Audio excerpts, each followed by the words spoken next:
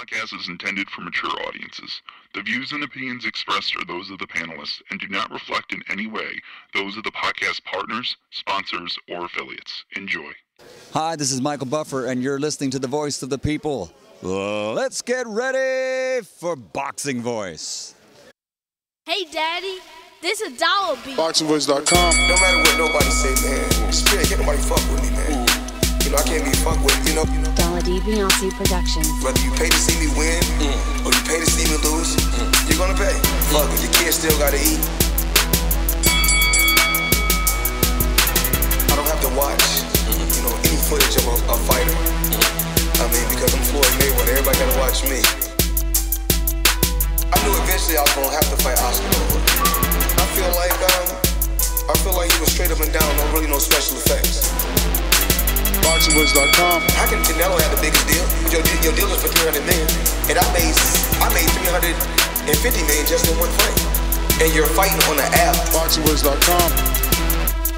I'm a king, okay? I eat a feast. Every time I eat a feast. And when I get up from the table, I don't give a fuck who get the leftovers. At the end of the day, follow my green print. Dollar D Beyonce Productions. BoxingVoice.com. Ain't no other sight in the game to see the Boxing Voice. Good morning, TBV. Welcome back, ladies and gentlemen, to another morning edition with the Boxing Voice Radio. I am your host, Nesta Gibbs. Find me on Instagram and Twitter at NestGTO, Solo, Dolo, Scarface, no Manolo. It's all good, baby. We're going to do this one all alone, but we got two special guests lined up, matchmaker and vice president, I believe, of Golden Boy Promotions, but we'll get that official title from Robert Diaz at 10 a.m. And really quick, man, round of applause to Robert Diaz getting up at 7 a.m. Whoa, that's pretty loud. Giving up at 7 a.m. his time, you know what I mean, to rock out with us. So definitely appreciate all West Coast guests waking up early. Then we got a very special last minute guest, you know what I mean? Al Heyman Associate does a lot of business with Heyman. We're talking about Leon Margolis. And Leon is in the heavyweight business. Remember, Frank Sanchez is his heavyweight. But we want to pick his brain, especially when the main topic of discussion is going to be Anthony Joshua's amazing idea to bring boxing back. And then, obviously, we have to discuss the fact that he insists that Fury is just an opponent. So we'll dive into that a little deeper and figure out how much of an opponent Tyson Fury is. So yeah, man, that's gonna be interesting to see. I guess how you guys receive this audio now. It is a very long clip, and the normal way I play things just aren't working the way that I want. So I'm going to get some things in order, but let's discuss this amazing idea. So Anthony Joshua did an interview with British GQ. And during that interview, he discussed numerous things with a person I don't know, but obviously everything AJ does goes a little viral. Everyone's always interested in what he has to say. He does hold 4 of the 5 belts, or 3 of the 4 major belts. He is the unified champion and 2-time heavyweight champion. Very interesting interview.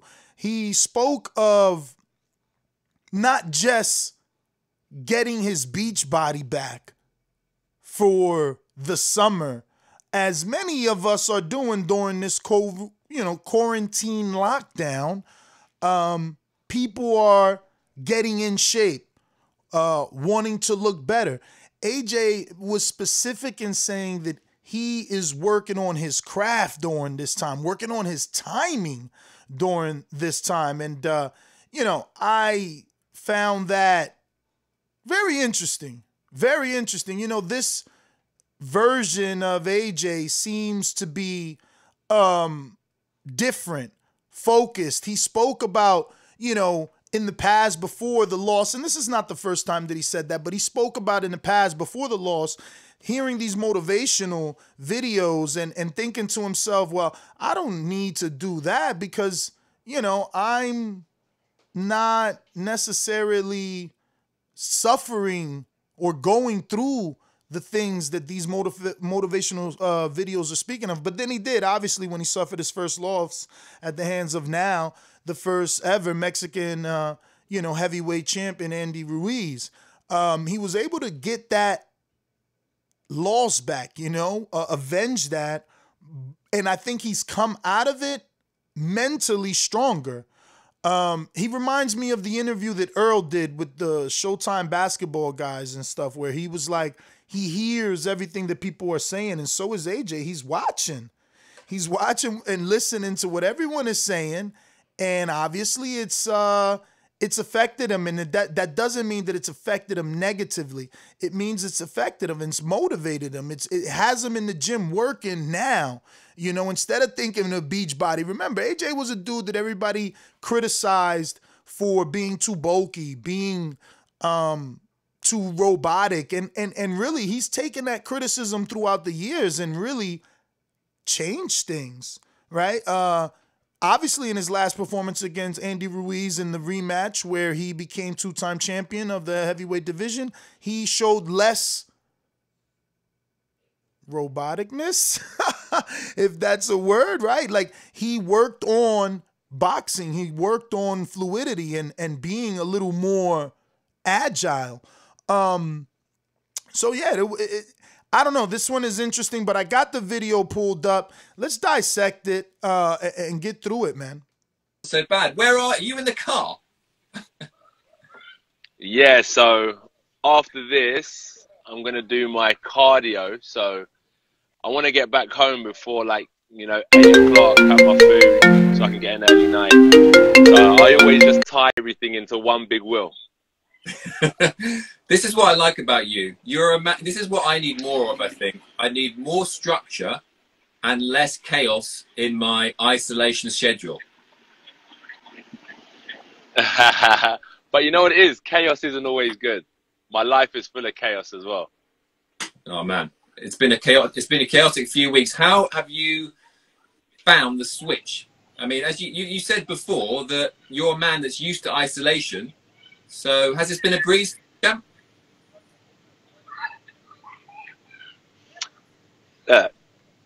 There's two things that can really cause disruption in one's life, and that's one is your, fear that your health is going to deteriorate, and number two is fear that your finances are going to deteriorate. So even though, ain't that the truth, boy? Everybody is worried about them pockets, but this is a long interview, and we just got some co-hosts that jumped on, so let me go ahead and jump out to them really quick out in Corpus. It's me, Mario. What up, yo? Yeah, it is kind of long, but the good thing is I've heard it multiple times, and I'm very familiar with it, and there are some things that stick out to me. I'll wait to see if they end up getting cut in our version of it before I speak on them. That way I don't go out of turn or out of pocket or whatever. But yeah, it's definitely somewhat telling.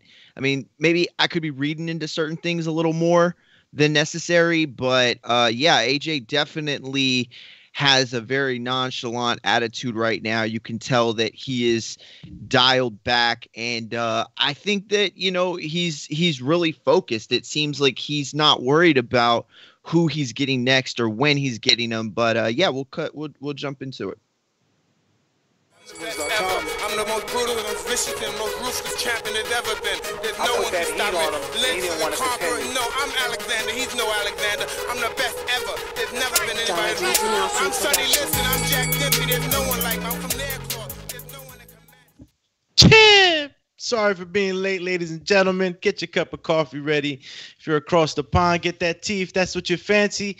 Yeah, and Anthony Joshua's new zen, new energy he's got, the man that has had it all and lost it all and now is in a place where, he doesn't want to lose it again. I think that, AJ, learned a lot from his loss. I think that this is a more focused AJ, I think you could say. He talked a little bit about in an interview that he's not only been just staying in shape, but he's practicing it on fundamentals. He's working on the art of boxing. So, at the end of this pandemic, who are you gonna get in the ring? It might be the sharpest AJ we've seen yet.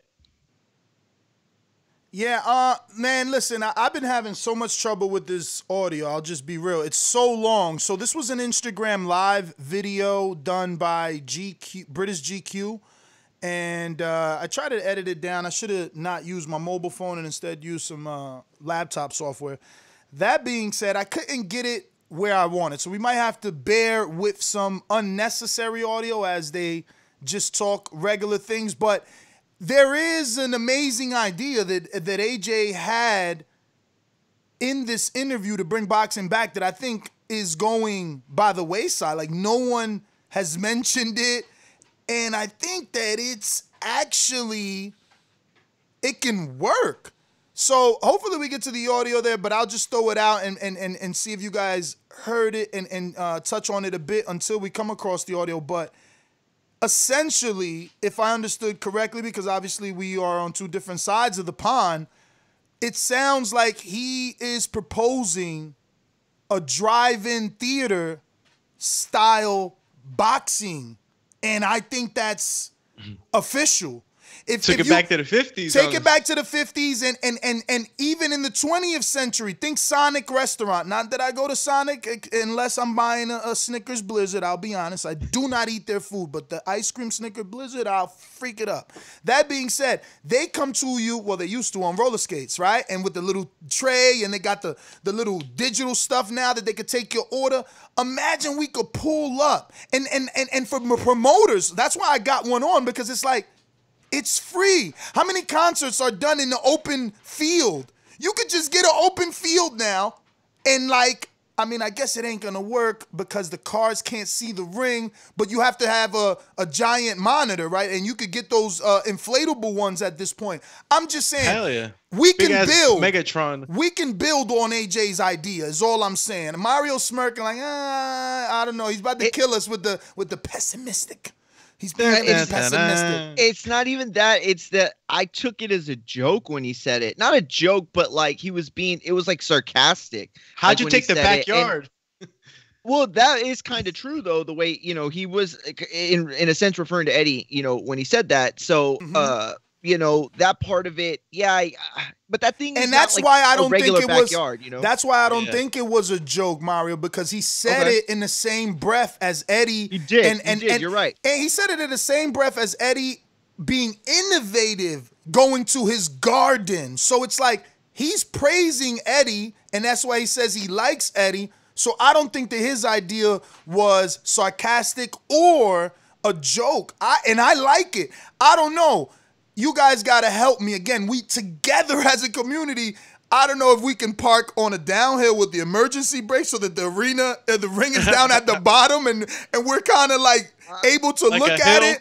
Yeah, maybe they put tire stops. Like I used to be a truck driver, so when we loaded, we have to put. I forgot all the terminology now. It's been so long I ain't been in a truck, but there was this thing that we would put on the back of the wheel just in case the high-low driver's going in and out the truck. The trailer doesn't pull off, so it's got this wheel stopper. So we put wheel stoppers. We designate parking spots on a downhill slope so that the ring is at the bottom. You're still in the car. You have the peripheral because you're looking down on them, and then you got the people coming to you with whatever beverages, food, alcohol, whatever it is they can sell you. And again, remember, it's free because you're out in the open. I mean, there's plenty. Think of all these. I don't do rock and roll, but doesn't rock and roll always do concerts in the open freaking field out in the parks and stuff like that? Like, that's no different, right? Again, we just got to build on that idea. But I think it's an amazing idea, and that's how you charge. It's how look, right now they're talking about doing fights with no audience. This is how you charge. This is how you ensure safety. Why? Because you keep your own window up. You want to be safe? Keep your window up. Stay in your car.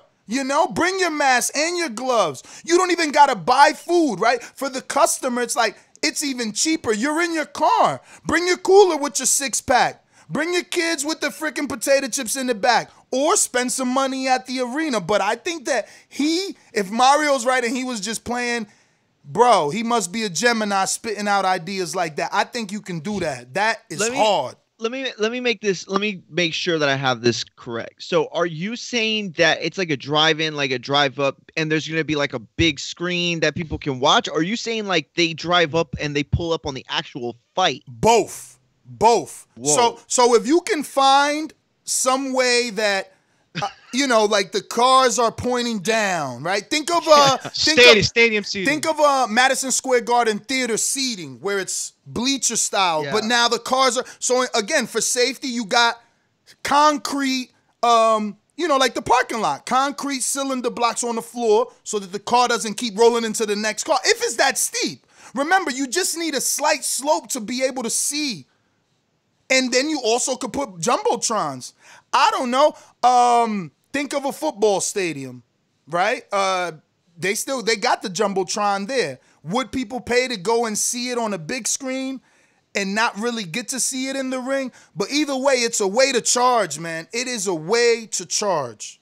If you make the whole experience, feel good, then I see people paying for it. If not, I'm staying home. I mean, if I'm going to be boxed in a car the whole day, and I'm not going to be able to really experience it. I see how a lot of people could be turned off, but then again, a lot of people could be turned on.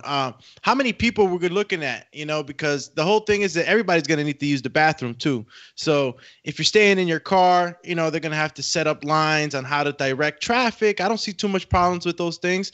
Maybe if they don't want nobody to get out of their cars and go get food, they could be inside their cars. Maybe they could have an app for the day where it'd be like they all put their order in and somebody comes in, gives it to you, comes to your cars and gives it to you. There's a lot of good things that could come from a movie style setup. I mean, I think it's nostalgic. Well, drive-in movie. Yeah. Imagine you're driving up to like the ring or something like that. You know what I'm saying? If you got like the super VIP ticket, you're like the closest to the ring. Like you're in your like probably Range Rover or whatever the hell. Bro, and let's look, Eddie's spending 1.2 to deck out his backyard. Okay, let's build on this idea. You just gave me a fantastic new idea. So now you're paying Mario for front row seats. So you come in your fucking Maserati. Vroom, you drive up, you get out, valet parks your car in the front row. They have hydraulic lifts just like in New York City. I'm from the tri-state area. I'm not making things up as I go. In New York City, the valet puts your car on a hydraulic lift and they can raise your car 4 stories. Levels. They can raise it 4 stories, and guess what, Mario? Put 4 more cars under you. So you spend a little money and you got these guys paying extra money to be elevated in their Maseratis, in their Bentleys. You had sheiks and stuff like that at Saudi Arabia. That's probably the wrong word. Okay, I was right word. Good. You had sheiks and princes at Saudi Arabia is on beds. Why you can't have ballers in Lamborghinis? Why can't Floyd pull up in his Bugatti and stay in it with Yaya? I'm just saying. We can think. We can be as innovative as Eddie.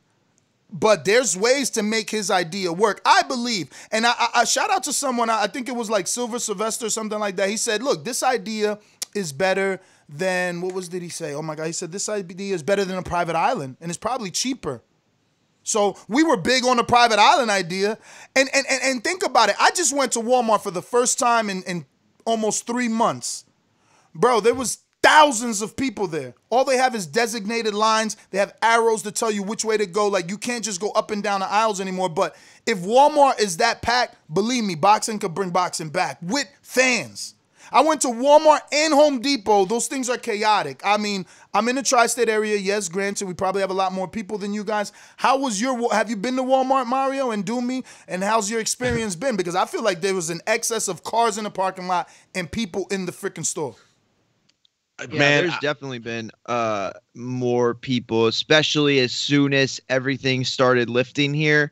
It was bad. I mean, they treated it like it was like, a brand new opening of like Krispy Kreme, which, by the way, like it shuts down my city when that happens. So it's been crazy as of late. yeah, I'll definitely give you that. But yo, I just can't see ballers spending that kind of money to want to sit in their car. I think for them, well, I don't know too, because the point I was gonna make is like, yo, they like to pull up, they like to be on camera, they like to show off. But I guess what's a better way than showing off your $100,000 vehicle, right? Your $200,000 on national vehicle. TV. Yeah, bro. Jacobs pulls up in that McLaren, $350,000. You ain't in the back. You want your car in the front, man. Everybody with their exotics. And listen, and these guys are already doing that. Remember Haney and someone else, Wilder. He transported his car from Alabama, his Bentley truck from Alabama to Vegas. Haney did Vegas to, I think, Baltimore. Like, bro, these cars are an extension just like our phones are sometimes. Your tax bracket sometimes makes you like that, and your car is an extension of you, man. So yeah, that's a good way to put it. Pretty much all we need is a huge piece of land, and we can make a fight happen. And it's free. You go get a permit from the city. Remember, like, it's free, dog. Like, bro, that's crazy. You get to charge people to come to a public park, man. Like, it's win-win. Win-win. Just saying. We just got to find the right place. Yeah, that's my biggest sticking point is I don't think that anything exists or has ever been made to support something like this. Like, there are definitely a bunch of things that you could use to help the idea, but that would like, I keep envisioning like the arena from the Disney movie Cars, or what was it? It's not Disney. What is it? Pixar. I keep thinking about that. Like, every time I try to think of something, I'm like picturing a bunch of cars from Cars. Yo, I just don't know like how you could support it. I like it, though. I like it. I mean, look, it's easier in a cartoon, obviously, but a drive-in theater boxing match, sign me up. I'm just keeping it. Sign me up. You get to be in your Las own Vegas car. has the desert. Bro, imagine, guys, you got to open your mind. Like, again, you save money. You bring your own treats. You bring your own drinks. You bring your own smokes. Like, come on, guys. Oh, that's dope. Yo, we're talking about and then they charging by cars like the lake. I mean, I guess they could be anal, like race car. Like when you go to a racetrack, they charge by person. But, I mean, imagine they charge by cars. 4 homies in the car. You got the brewskis. Come on. Oh, man. Y'all tripping. I mean, how much more appealing can we make it? Like a festival right after the fight so everybody can stay in their cars and there's going to be an event afterwards? Bro, you know what I mean? you can totally do live performances without a doubt. And imagine the ring walks and the pyro that you're going to have now that you're outdoor. AJ will be coming out with, like, crazy fireworks. Yeah, that'd be sweet, man. If they had like a little fest, right? Because when I think about cars, I'm like, damn, all these cars, all this stuff, they pull up and stuff like that. But it's like people are gonna drink, people are gonna smoke. There's gonna be policing and all that other stuff. So it's like, why not just stay? I just got another idea off of Doomy. He said, yo, like car shows, and it reminded me of Funk Flex. Yo, DAZN and Eddie are so hippity hop in the meaning like they're up to the the current times. They're like, I always brag about DAZN being on point with exactly on point with their social media. Bro, what if they invited Funk Flex car show style? He got hella cars. And it's like, yo, come check the car show, boxing fight. Oh, man. I mean, you can make it happen. You can make it happen. I'm just saying, I really like the idea. I don't know why it can't be real, honestly. Are there flaws in it? Yes, but, I mean, giving it just, 30 minutes of talking with you guys? Bro, but logistically, it can happen. Absolutely. I mean, like, it's not, it took away a lot of the worries from spending money and not getting money. Like, if you go to the desert, I mean, you go to Arizona, you go to Las Vegas, like, there's space. There's space to make big events. I mean, they got these big concerts, don't they? Burning Man, Lollapalooza, whatever, Coachella. Yeah. Like, all these things are huge events with a lot of people, and it's like they make it happen. And, you know, it's not going to be like Coachella or anything like that. Those places are swarming. You know, we'd have everything nice, you know, everything. What? I'm down for that. You know how many people would want to fly out if flying was, you know, if everything goes back to normal. Real quick in the chat, DJN says, wouldn't it be easier to just maintain 2 meter gap in seats? Laugh out loud. And no, because you're under the same roof. Droplets. Listen. If you look at all the new COVID warnings, like, you don't got to have your mask if you with your family. You know, because that's your immediate family. So you can be in your car. That's the difference. But you're saying be among stranger in a 2 meter gap with your mask and your gloves is just not as comfortable as being in the confines of your own car. That's your car. I don't think you guys see. The thing is, I'm taking this more serious than others. Like I said, I just went to Walmart. You know what I mean? I'm taking it more. So I'm not trying to get sick. I don't want to be around sick people. All that. You know what I mean? So that's the only reason why it's hard for me to shut down the idea right away is because the last thing I want to do is go to a boxing fight and wear a mask. I just really like, if I'm going as a journalist, then I mean, I could rock with that. But if I'm going as a fan, no, I want to drink a beer. I want to have popcorn. Like, I want to have all that. You know what I mean? So this is one way to get around that. Yo, co-producer just hit me with another banging. He's like, yo, imagine on the walkouts, the car horns. Bro, I was just talking about how when Tito or Cotto used to win in my neighborhood, how the Puerto Ricans would go crazy and it'd be like midnight. All up and down Newark streets. Actually, well, Shakur's a little young. Maybe he don't know, but I know Doomy knows. And that is what I'm sounds saying. good, though. But imagine, huh? I said it sounds dope, but when they shut that down because of like the TV production, like no horns allowed. No, but I mean, I'm sure just like when a fighter is walking to the arena, they don't shut. Honk your horn on the bro. On the people, it's gonna be like dun dun dun dun dun dun. Then the horns all playing. I was like the horns playing that. They are like, all right, we need y'all to be unison. No, you know, AJ is gonna come out with that. AJ is gonna come out with dun. First, it's gonna be like him in the white cape suit, and then head down, and then pyro like psh, mad fire on the sides. All you need is that one troll, though. All you need is that one troll. It's like dun dun, burn, burn, burn, burn.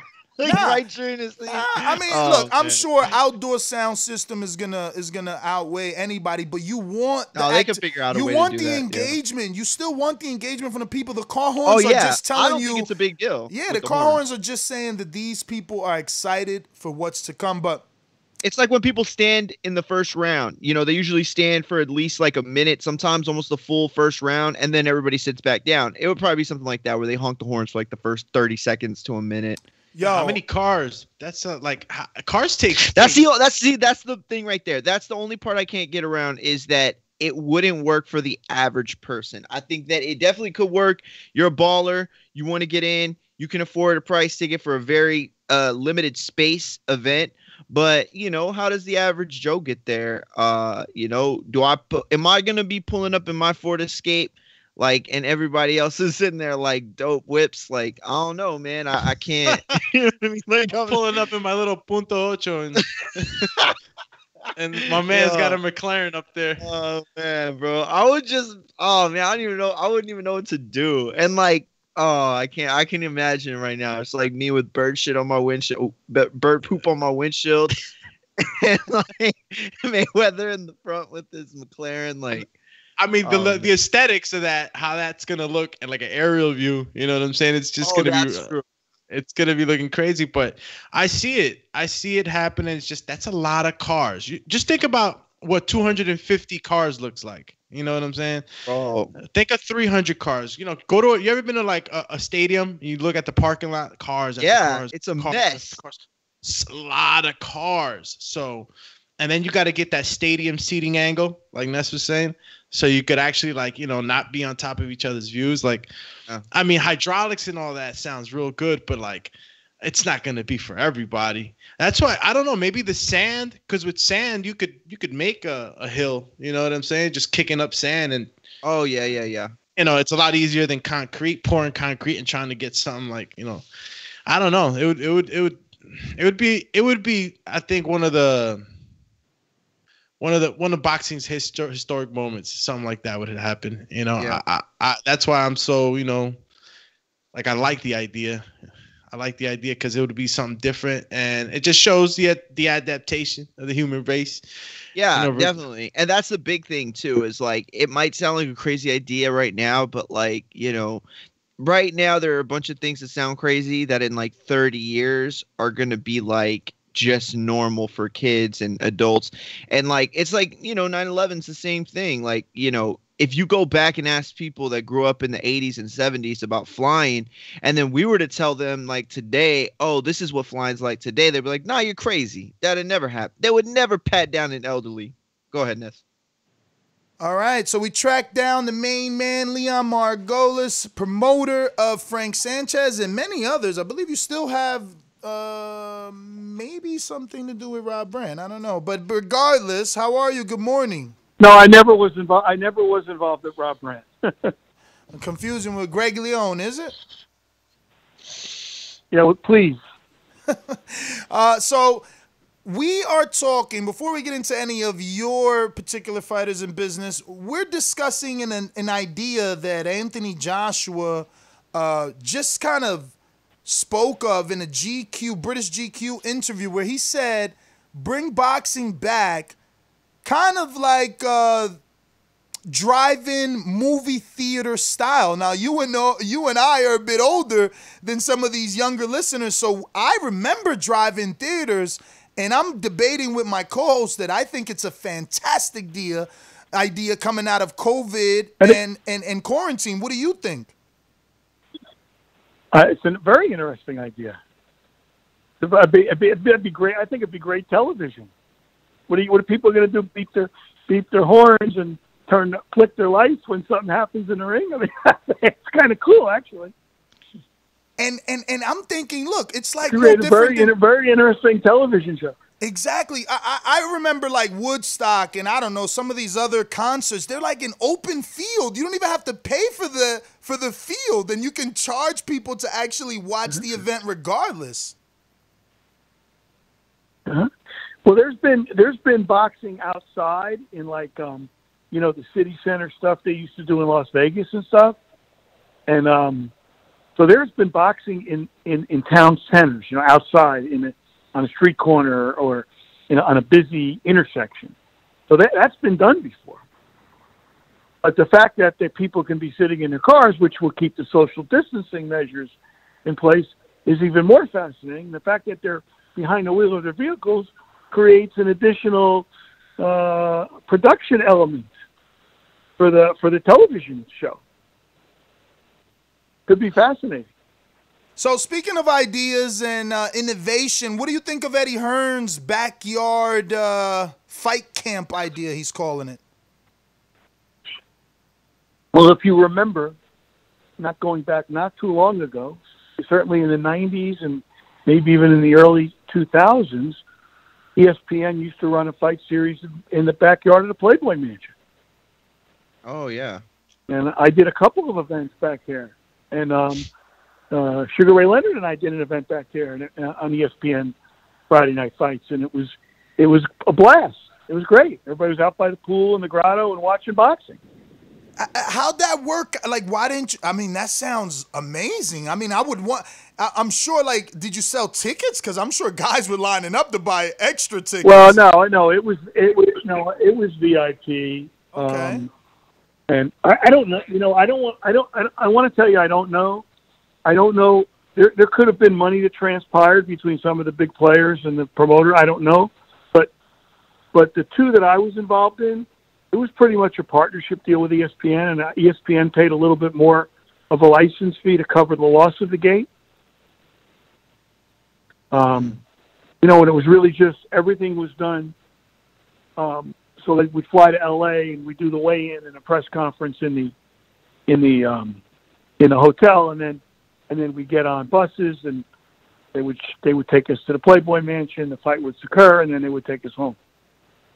Wow, you're like the perfect guest to have on, Leon, because I'm so old. No, it's just that you have the experience. You have the experience that can definitely help this conversation along.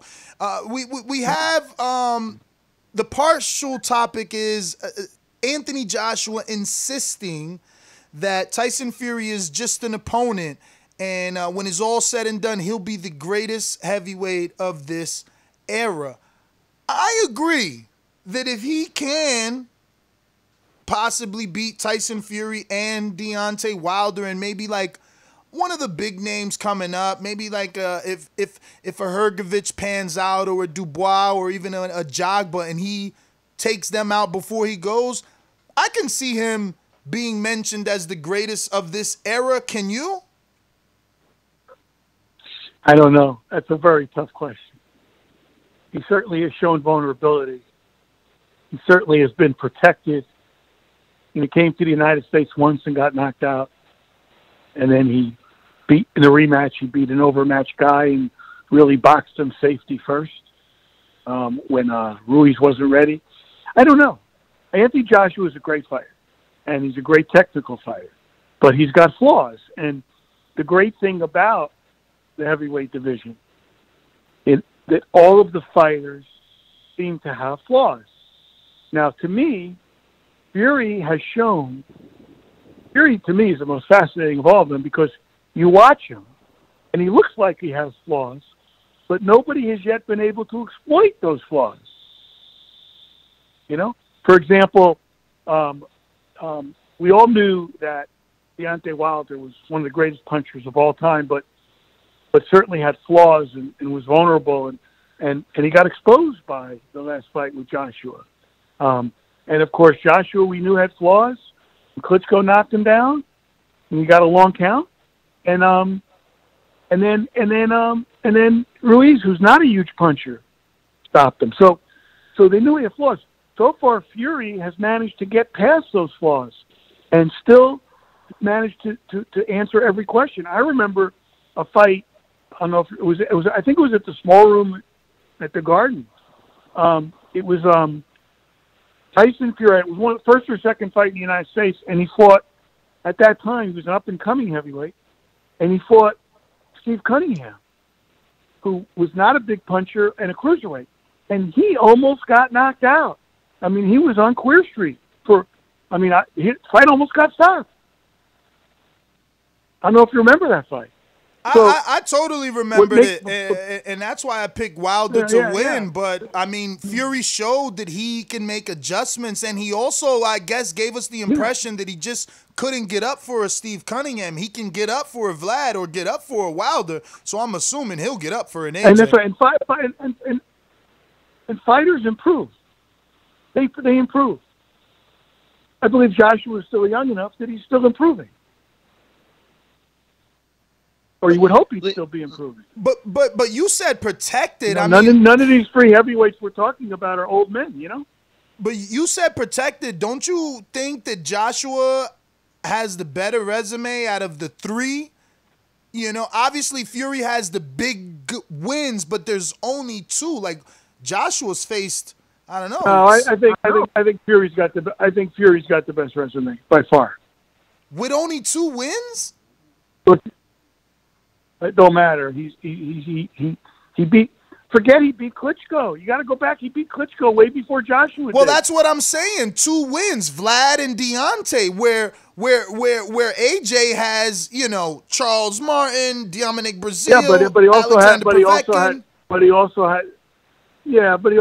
Listen, these are all of the fighters that Joshua has beat. Fury, I believe Fury and Wilder would beat, given the opportunity. When you talk about elite challengers, you have to talk about the 3 of them, and Klitschko, and they have a common opponent in Klitschko, which Fury won, and then Fury's gone 24 rounds. I mean, not 24. He's gone whatever he got. He stopped Wilder in the second fight, but he went 12 rounds the first fight with Wilder, and so he shows to me a tremendous pedigree. I don't know. Again, he looks like he can be beat, but he's 6'9". 10. He's awkward. He can punch just enough to hurt you. I mean, I don't know. He's a tough out. He's a very tough out. You're really going to have to find a boxer puncher that can be very athletic to beat him. Hey, Leon, this is Mario Munguia. Thank you for joining us this morning. Now, let me ask you, No, if you... my pleasure, Mike.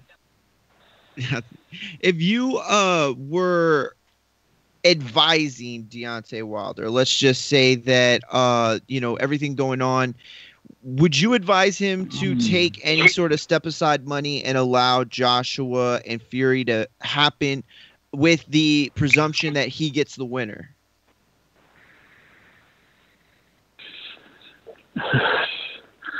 That's a hard question. And the reason it's a hard question, when you say any sort of step-aside money, of course there's a number.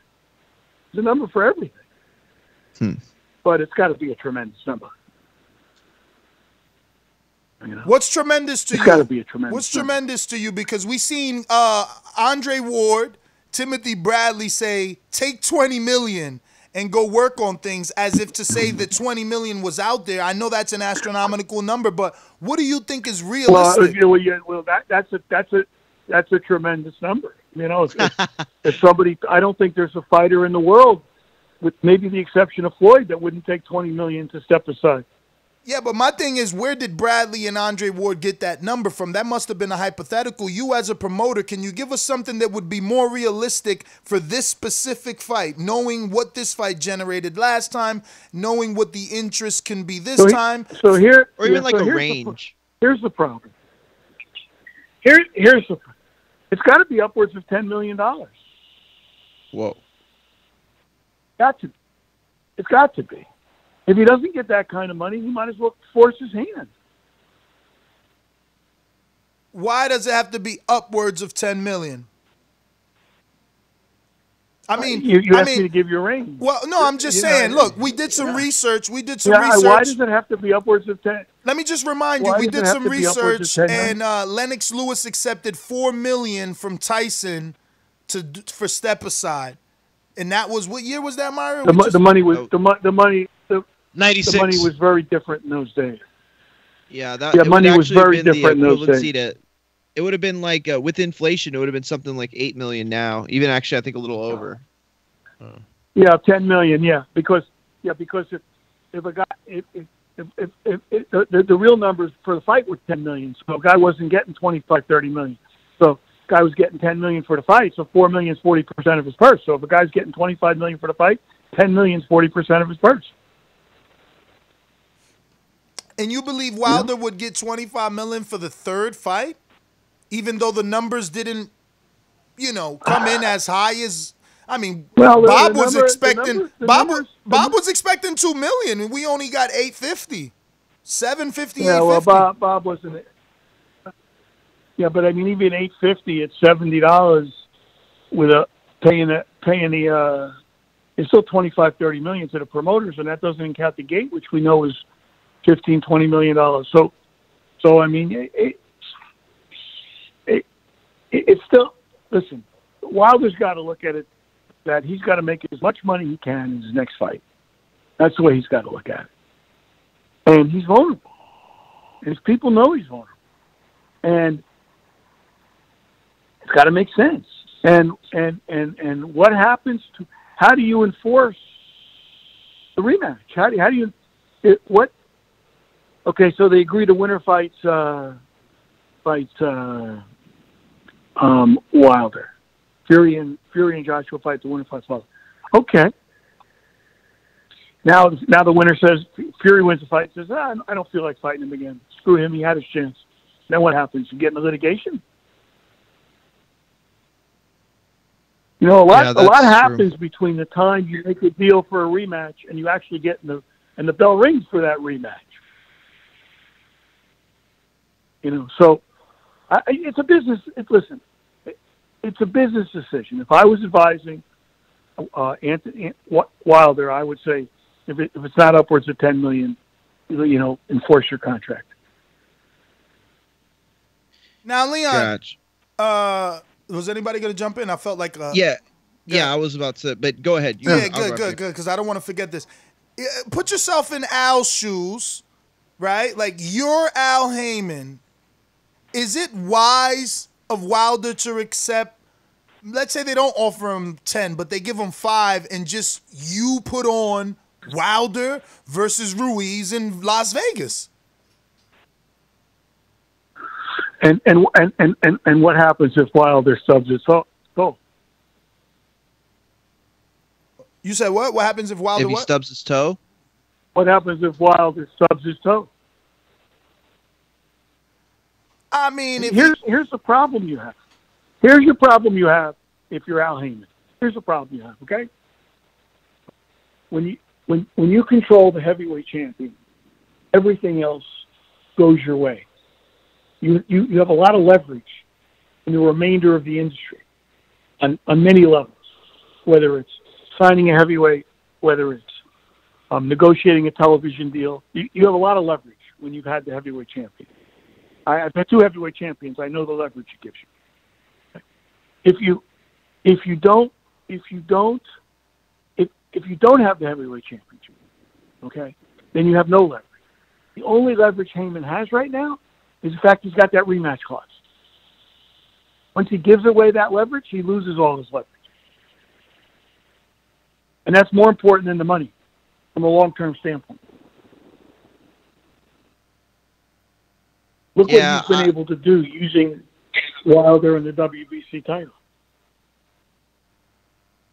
Yeah, I hear where you're coming from. I think that, listen, it's a tricky situation, and that's why I asked the question, to get your take on it. But real quick, I'm gonna pivot a little bit. Talk about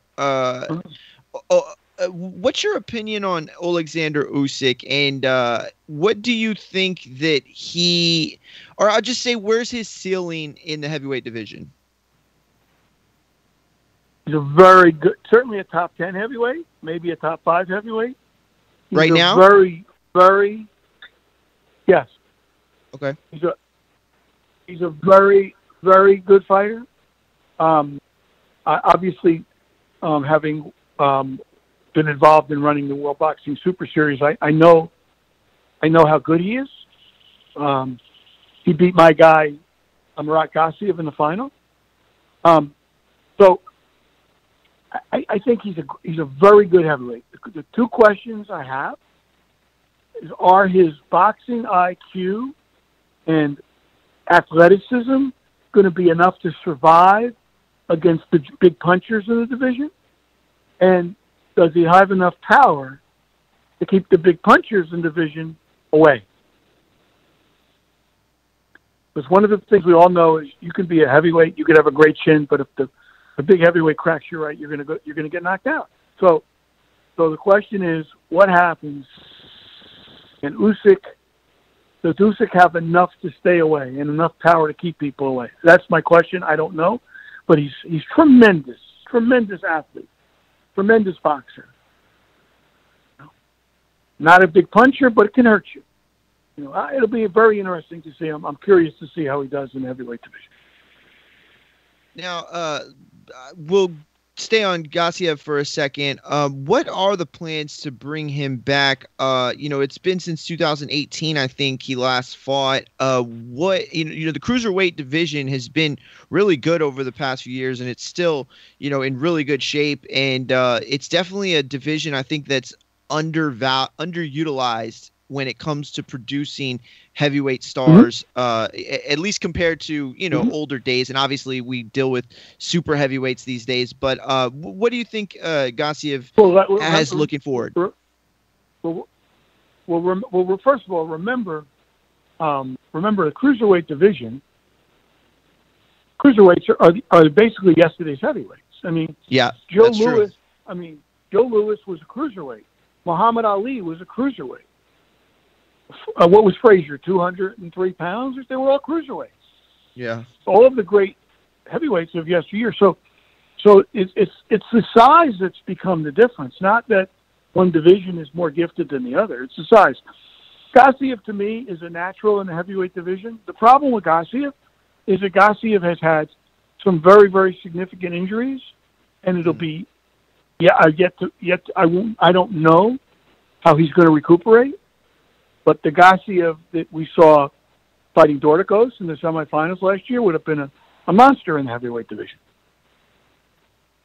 You know, but again, he's really had some hiccups, and sometimes guys don't recover from significant shoulder surgeries and operations, things like that. Leon, we got a few questions from the people. First one coming from Big Casual, who says, if Wilder somehow beat Fury in the third fight, do you feel like the fourth fight would be the biggest heavyweight fight in history? I think, he said, I can't think of two heavyweights of their caliber fighting 4 times. I agree with him. It really depends on what the third fight looks like. It really depends on what the third fight looks like. If the third fight is that compelling, there could be a fourth fight, I would assume. All right, we got Mr. But too soon. You said it's too soon? I'm sorry. You said it's too soon? No, I didn't say that. Oh. We have Mr. No, I said I'm sorry. Okay, we have Mr. Adore that says, which TV or streaming platform will Murat Gaziev fight on next? Well, we have a 3-fight deal with DAZN. So the question will be, he pulled out of 3 fights with DAZN for injuries. So the question will be, assuming that DAZN still wants us and we still want him, then he'll be on DAZN. Because they made a lucrative deal, and that was the deal that we're going to honor if in fact things go the way they're supposed to go. All right, we have James Valdez that says, James Valdez from San Antonio, no question, just wanted to say big thank you for you continually coming back on the Boxing Voice show and sharing your insight with us boxing fans. I enjoy talking about boxing, as we all do. Definitely. What would you rather be doing this morning? Nothing much. We got another one from George Foster in the UK who says, how true is it that PBC fighters receive a quote-unquote back-end money in addition to fight purses that we see in articles? I'm not sure I understand the question. Do you have any knowledge I don't know of a separate check? I have knowledge where promoters, not just PBC, have to pay fighters more than they're contracted for purse because of contractual obligations or deals that were made prior. But I don't have any specific. If you're referring to anything specific, I don't know if I know the answer to the question. No, nothing in specific, just general, right? Because we get, this is a call-in show, so we get guys that say, oh, why is Danny Garcia turning down $3 million flat to fight Terrence Bud Crawford on ESPN when on paper he's only made $2 million? And, I just smirk my face. It's like, come on, guys. These guys receive more than just what's reported to the commission. But, they call me a weirdo sometimes. Absolutely. Thank you. Thank you for just confirming the obvious to these guys. Absolutely. Fighters don't. But first of all, fighters have corporations. They have media companies.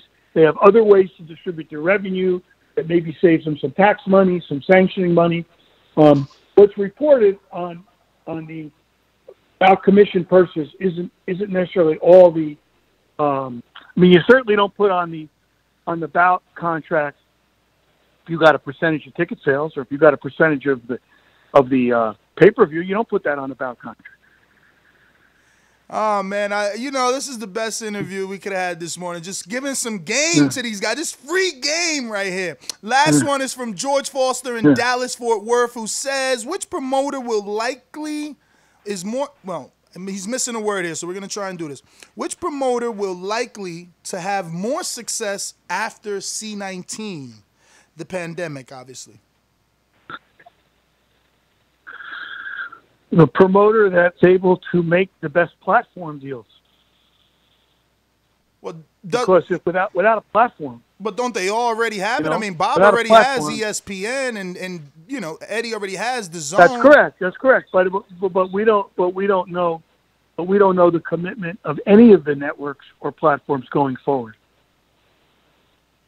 We don't know what the length of, nobody knows the deals unless you've actually seen the contracts.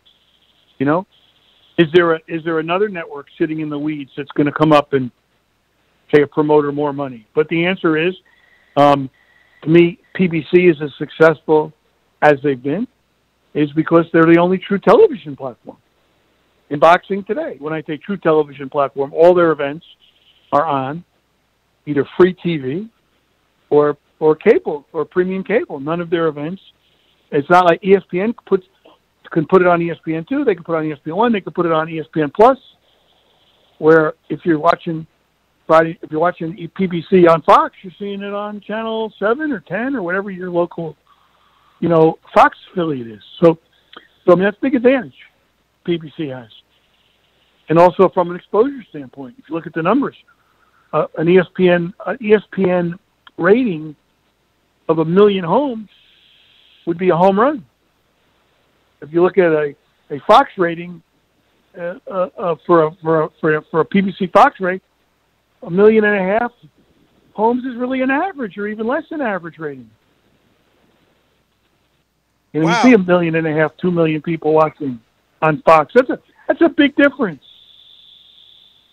I didn't know 1 million was average for them. Like I thought that was still going to be good because it's boxing. It's a niche sport. No. Don't compare FS1, which is with the sports cable. You can compare FS1 to ESPN2, but don't compare FS1 or ESPN2 or Showtime or anybody to Fox.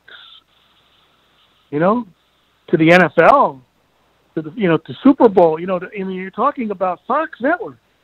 I think when there was a fight out in Coney Island, Danny Jacobs fought somebody, I think, at the baseball park on Fox. Wasn't Coney Island Earl Spence? When PBC first started, it might have been Earl Spence. Do you remember the fight? Remember what I'm talking about? I think Earl versus Bundu was in New York somewhere, like in Coney Island or something like that. That might have been it. That might have been it. But the point I was making, that fight was a lead-in to either the Kentucky Derby, a lead-in after the Kentucky Derby. Or there was some big sports event that flipped on Fox from that big international sports event into this PBC show. Special edition of PBC. Okay, the numbers were upwards of $4 million, 4 million views, 4 million for that fight, 4 million. Yeah, that's crazy. ESPN Those are crazy numbers. Or Showtime did 1 million, they would tell you they hit it out of the park. So just the sheer audience is a big factor. And a lot of these fighters will tell you that they fight for less on PBC because of the exposure. Wow, that's interesting. Long term, it's better for the career because of the exposure they're getting. So listen, I don't want to let you go without hearing, how did you help Frank Sanchez link up with Eddie Reynoso, and what do you see for the future of Sanchez? Give me your next 3 fights for him. Politics aside. I don't want to take credit. I don't want to take credit for something I had nothing to do with. Eddie was his choice. His managers, his managers are Mike Parejo and Guadalupe Valencia. And Guadalupe is very close to the Reynoso team because I think he's involved with Garcia and some of the other Latin fighters out there. So he brought Frank out for a training session to see how he would. They felt that it was time for a change and to see how he would do in that setting, and Frank loved it. So I don't want to take. I had nothing to do with it. I'm fine. I'm great. I'm happy about it, but I had nothing to do with it. But that was the work of the management team. Do you think, with regards to his next week? Oh, sorry. No. Finish. In regards to his next fights. With regards to the next three fights, I think you'll see him with a guy like Washington, Brazil. I'm trying to think of 3 or 4 other guys on that level next. I think that's the next step. And then after that, anybody in the world. And have you explained to him that there will be no, fighting with crowds right now, and obviously it may represent a pay cut? The fighters understand that. Fighters understand that.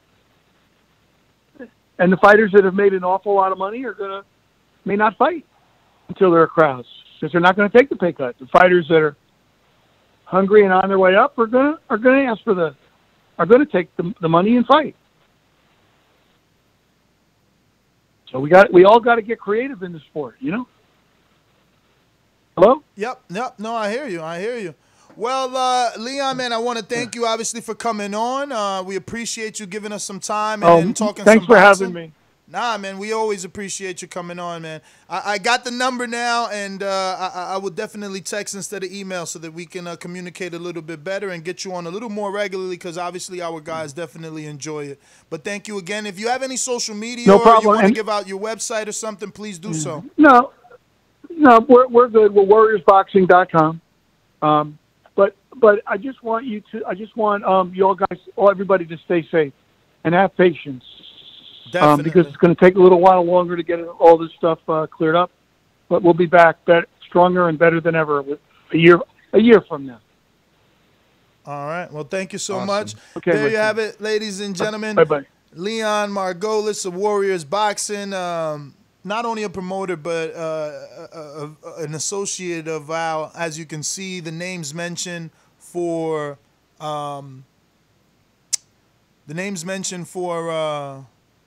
Frank Sanchez were all PBC names. So, I love and that I like dance you did. What when dance? he proved you, when he gave you that W. Yeah. No, I'm telling you, man. You got these guys in New Orleans thinking that there's no back end money, bro. And look, he broke it down.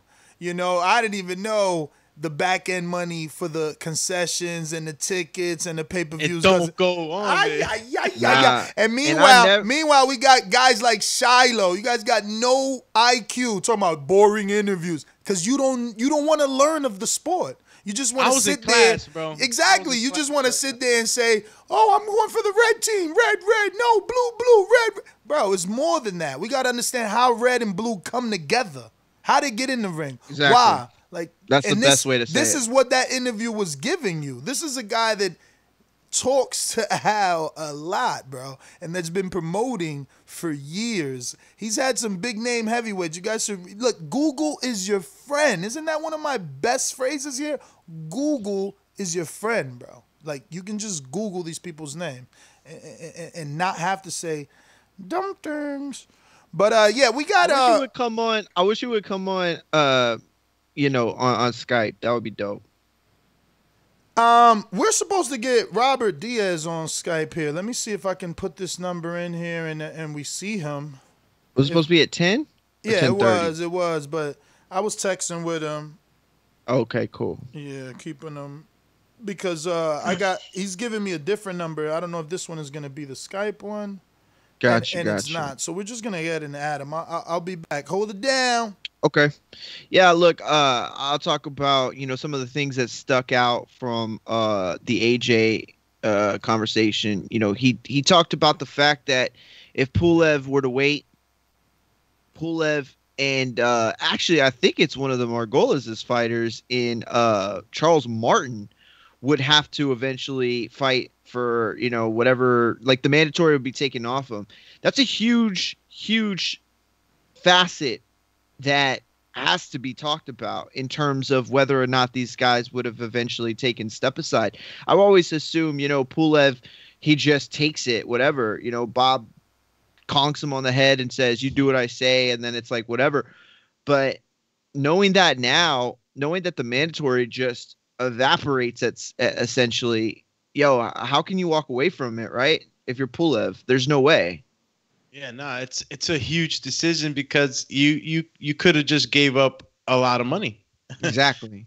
It's a tough decision to make. I thought, like I said, I was in school right now listening to Mr. Leon, and there's just a lot of moving parts, a lot of moving parts in trying to make these things happen. Yeah, no, definitely. Absolutely. I think that, AJ definitely went through a lot of those things. And the one thing he said that stuck out vulnerable, protected. Yeah, there was a lot of things. He said that we're going to find out who really wants to fight during these times. That's what he said. And I was like, whoa, you're right.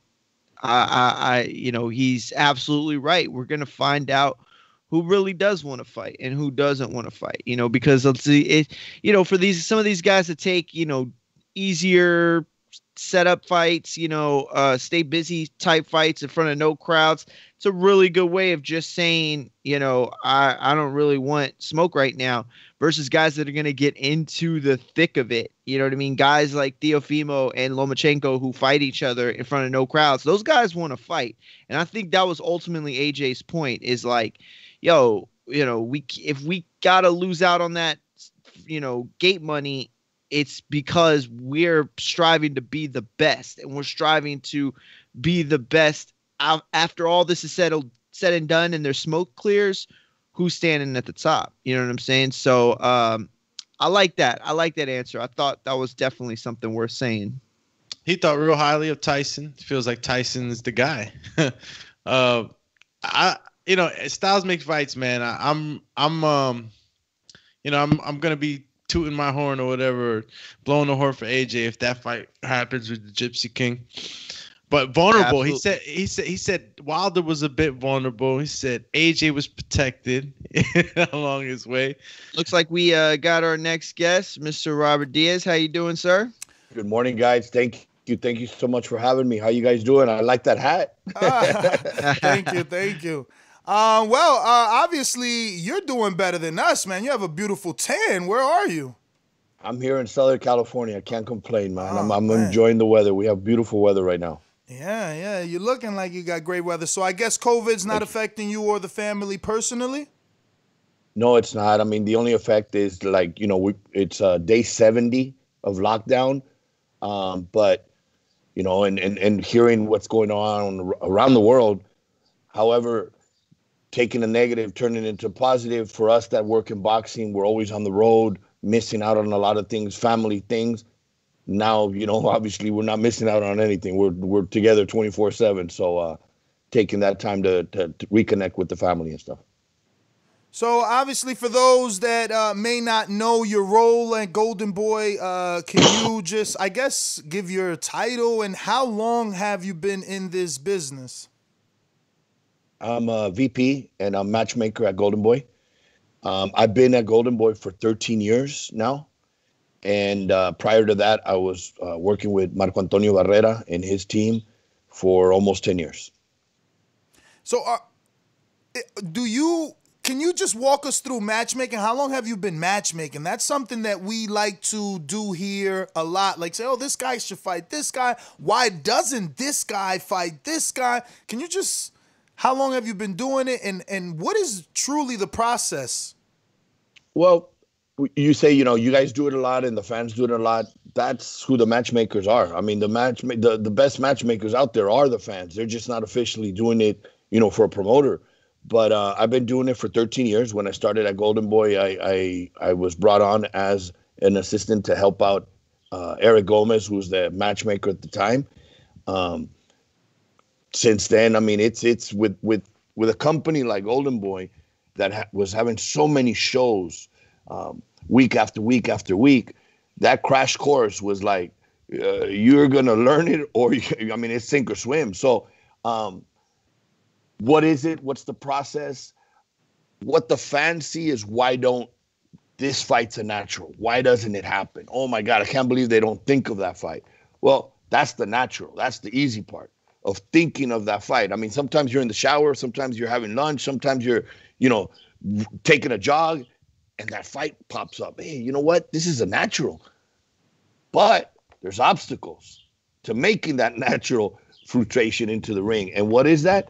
You got managers, you got trainers, you got spouses, you got fathers, mothers, a lot of obstacles that, no, not now. That fight's not good right now. Let's wait till that fight marinates and becomes a bigger fight and there's more money involved. And sometimes there is a case like that. You don't want to put two young prospects at 10-0, but when they're 20-0, let's do it. Because you never know if that 2-3 years from now is going to happen or if it is going to become a bigger fight. But you did do that with Eddie Gomez and Daquan Arnett. I think they were 10-0 and 11-0 at the time. Both signed the Golden Boy. One, Al Heyman advised fighter, and the other, I don't know who advised Eddie Gomez, but he was strictly Golden Boy, still is with Golden Boy. And you guys pitted them together very early. What was the thought process then? One was with Golden Boy, one was fighting for Golden Boy. So it was a little different. Eddie Gomez was the Golden Boy fighter from day one. Eddie Gomez was on a little faster track than a lot of the other young prospects at zero because his amateur pedigree. And the kid has talent. He's a very talented kid. He won the fight. But it was, I believe it was a television fight, and it was like an opener. So I like to put on those openers, those 50-50. Look, on the undercards, you're not on TV. That's the build-up. That's the process. That's the experience point. Once you get on TV and you want to get to that higher level, hey, there is that fight where it's like, all right, let's see where you're at right now. A loss that early in your career is not the end of the career. A lot of the times, if you look, a lot of these fighters that we work with, have lost and come back to do better things. And they teach you. They either humble a kid or they sometimes the talent gets in their head that I don't have to run today. I don't have to get up and do that extra work in the gym. You start seeing a little of that. All right. And then all of a sudden they're running an extra mile. They're running, putting more time in because they realize anybody can be beaten in this sport. Anybody. All right, before I open it up to my co-host that you obviously can see there, I want to ask, we love to talk about these rumors of Canelo and how he went against the grain, and Golden Boy and the matchmakers and Oscar said, no, don't fight Austin Trout. He's a southpaw. He just beat Miguel Cotto, and he put his foot down and fought him, and the story goes the same for Laura and even Mayweather. Is any of this true? Because if you matchmaking for 13 years, you definitely had to know something. It's very true. I mean, he's a fighter that from an early age, he knew what he wanted. Very mature, very mature. I mean, started fighting at 15, pro. By 18, he's been doing it for 3-4 years. By 20, he's been doing it for 5 years. So very experienced, very ambitious. And there was fights where, you're right, Austin Trout and Lara. I didn't like those fights. Eric didn't like those fights. A lot of us didn't like those fights. And he was like, no, I'm going to fight them. I want to fight them. I want to show everybody. Look, the Trout fight, that one stands out the most because Canelo was to be the co-main event of a Floyd Mayweather fight. I believe it was the Floyd Mayweather-Victor Ortiz fight. Canelo said, I've done that already a couple times. I've helped him in the pay-per-views. But you know what? I'm willing to do it one more time as long as we both sign right now that if I win and he wins, the next fight's with us. I'm tired of this next one, but meanwhile, help on the pay-per-views. When that didn't happen because Floyd, nobody's going to make me sign, I'm fighting this one, we'll fight the next one. What did he do? What did Canelo do? I'm coming off the card. I'm not going to be your co-main event, and I'll do my own standalone card. With 6 weeks to go, he put in over 40,000 people in the Alamo Dome. That's incredible. Now, when we moved off, we said, hey, it could be a different opponent. It doesn't have to be Austin Trout now. That was okay, you know what, on the pay-per-view. But right now, it doesn't have to be Austin Trout. No, it has to be Austin Trout. He took less money because they came at him and said, well, if you get off the pay-per-view, there's going to be less money. Now tell me today, and that's back then, but tell me today, what fighter is going to walk away from half the purse? They would have basically forced him to stay on the pay-per-view. And Canelo said, I don't care about the money. And then he went and took half the purse. Roberto, how you doing? It's Alex here with you. Thanks for coming on. With 13 years of experience and so many moving parts and trying to make a fight happen, a lot of us fans, we get frustrated. We don't know where to point the finger sometimes. But just to give us a little bit more understanding, what is the most difficult part about being the matchmaker in making a fight happen? What dealing with what moving part exactly? So let's just take us, right through. Great question, because you get it. Let's say in the morning I'm driving to work.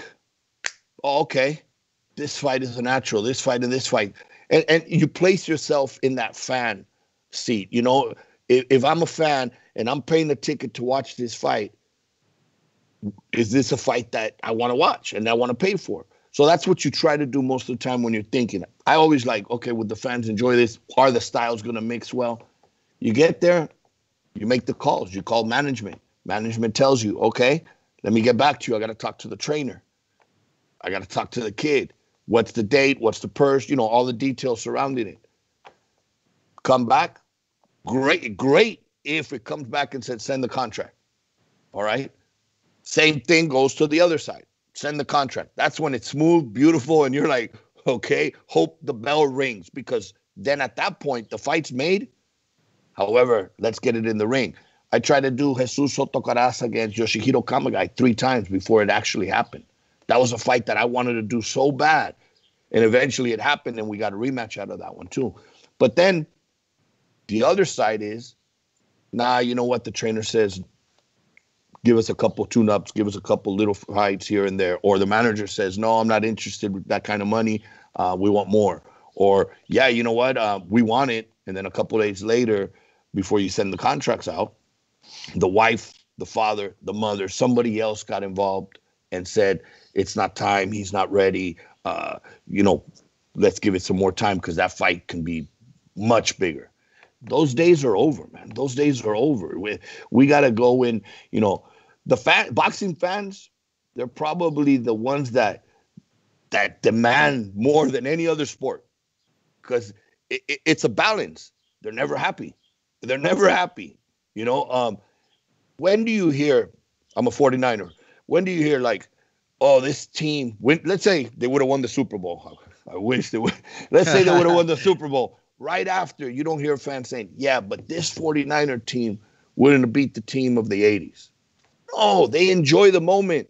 And they're waiting for next year to see them try to repeat and win the Super Bowl again. Boxing fans, Canelo could go up. And this is just an emphasis on an analogy. And Canelo could go up to heavyweight tomorrow, become the heavyweight champion of the world.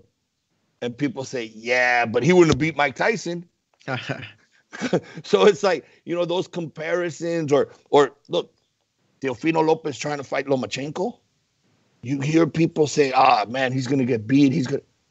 So what? He's taking a young kid like that. That's what they should be doing. Benitez won the world title at 17. Now that was, it still hasn't been broken. Probably will never be broken. That's too early, but it's a young man's sport. And these guys, if he loses to Lomachenko, so what? Lomachenko is one of the pound-for-pound best fighters in boxing. If he beats Lomachenko, I mean, this kid's a superstar right there, right? So those are the challenges that should be being done right now. The best fighting the best. All the promoters need to take off that I don't want to lose to that promoter. I don't want to lose to them. My guy, we got to be under. Forget that. Forget that. This is a call out to all the promoters. Let's do this. We're willing to put in all our fighters against the best, because at the end of the day, it's good for boxing. It's great for the fans. And it's good. I mean, all around, it's business. The fighters, for the promoters, for everybody. But it's bottom line, it's good for boxing and good for the fans. All right, I'm gonna hold Speaking you to of- that. Hold on, because he's Golden Boy. You can't forget he's got Ryan, and Ryan has a lot of cross promotion fights. A lot of people asking to fight him. You got Joseph Diaz. He just got an offer to fight Abner Mares, and by offer I don't mean an official term sheet or email, but these guys are openly on social media wanting to fight people that they know are not promoted by Golden Boy, and what is being done. Because I think for Joseph Diaz, a victory lap with an Abner Mares 2-year layoff, that wouldn't be bad, you know? It's like he's bringing in the old Mexicans. Joseph is the new Mexicans, and like he may get a new fan base. You're absolutely right. Look, if you go down our track, we work with Don King, Kathy Duva, Eddie Hearn, Top Rank. We've done a lot of business with Top Rank, a couple world title fights last year, PBC even. We've worked with all the promoters, and we have no problems working with them if it makes sense for the fighter, if it makes sense for the fans, if it makes sense, business sense as well. Jojo Diaz has a rematch clause that he has to fight Tevin Farmer again once we're back and green lighted, and it's safe. He has a mandatory at the same time. So that has to be worked out.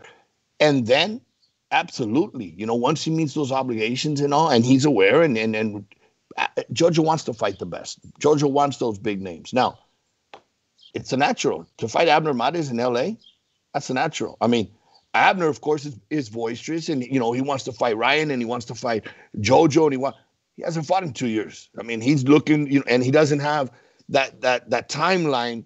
He can't afford to, all right, I'll wait another year or two. No, he has to do it now. So he's looking for the biggest fight as well.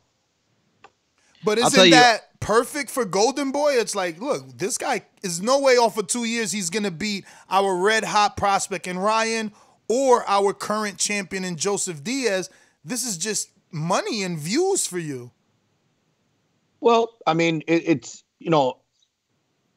remember that he started with us. Yep. We, all the way to world title. So he's a warrior. He wants to fight. Hey, if it could be done, let's do it. It doesn't even have to stop at Ryan or Jojo. We got a world champion at the featherweight division named Shu Khan. Hey, whatever division, pick it. But the question is, because we get fighters and promoters and like we had Ken Porter and Bob Arum, but they won't call each other to make Bud Crawford versus Sean Porter. And what I'm saying is, like, will you call someone to see if the Abner offer is real? Because in my opinion, again, you're the matchmaker and the VP, correct me if I'm wrong, but it is in your favor to take Abner. He's a wounded bird with a big name. It makes financial sense. It does make sense as a fight. I don't know if it makes financial sense, because when you make that call and that offer, those numbers... See, there's one thing of saying, I'll fight him. Hey, I'm ready. At what price? And when you're at that tail end of their career, and look, I don't blame him. He's looking for the biggest pay. Why did he challenge? He wanted to fight Gervonta. When I heard that, I'm like, what? Abner, are you serious? I didn't call him for that, but I'm saying that was my first thought. It's same thing as Leo. I'm like, Leo's going to fight, what weight, 130? That's not going to happen. I mean, I don't see it happen. I don't see Gervonta making 130. I see him maybe coming in a couple pounds over and say, hey, I'll pay the fine and let's move on with the fight. At that moment, Leo's not going to say, you know what, I trained all this time and okay, the money's right, all right, let's do it.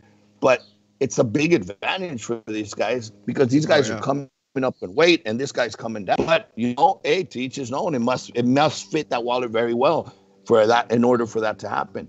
And we know Abner. Those numbers are going to be like he's the world champion who hasn't been retired for 2 years, who is defending his title. And, hey, you're not a world champion. Ryan's not a world champion. Hey, it's a good fight. I don't like a little bit, the difference in height and size and all that. Jojo, that I like a lot. Trust me, I like that fight. I love that fight. That could happen if we didn't have the rematch clause with Farmer and the mandatory. So again, when Abner was coming back with Gervonta, that was rumored pay-per-view. Not rumored. That fight was signed, sealed, delivered. Was going to be pay-per-view. Now, Leo is going to be pay-per-view with Gervonta. Is Gervonta the key element, or can Abner Ryan be a... Well, damn, you guys are on DAZN. You guys, do you not think pay-per-view anymore at all because of DAZN? Did we lose him?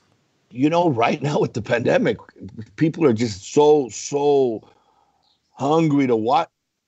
No, I'm here. I'm here. Yeah, we hear you now. Sorry. Hello?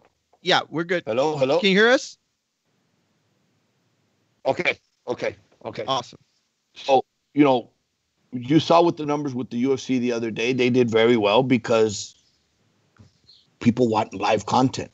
So maybe the first few could do good. But the pay-per-view numbers have been showing through the last few years that have been dipping. And why? Because now anything was on pay-per-view. Years ago, only the mega fights would be pay-per-view. And you had maybe 2 or 3 a year. The people got tired of that. I think with DAZN, as long as we can go consistently with very good fights on both sides, you know, with Matchroom USA and Golden Boy Promotions, and keep it on that level where people are just paying a monthly subscription or the annual subscription instead of the big fat, then you have a lot to gain from that. Robert, can you hang up and call back? It looks like you've been frozen the entire time, unfortunately. Yes. And it looks like you're breaking up slightly. If you can just maybe make a new connection. All right, you guys will call me? Yeah, I can call you right back, sure. Okay. All right. Okay.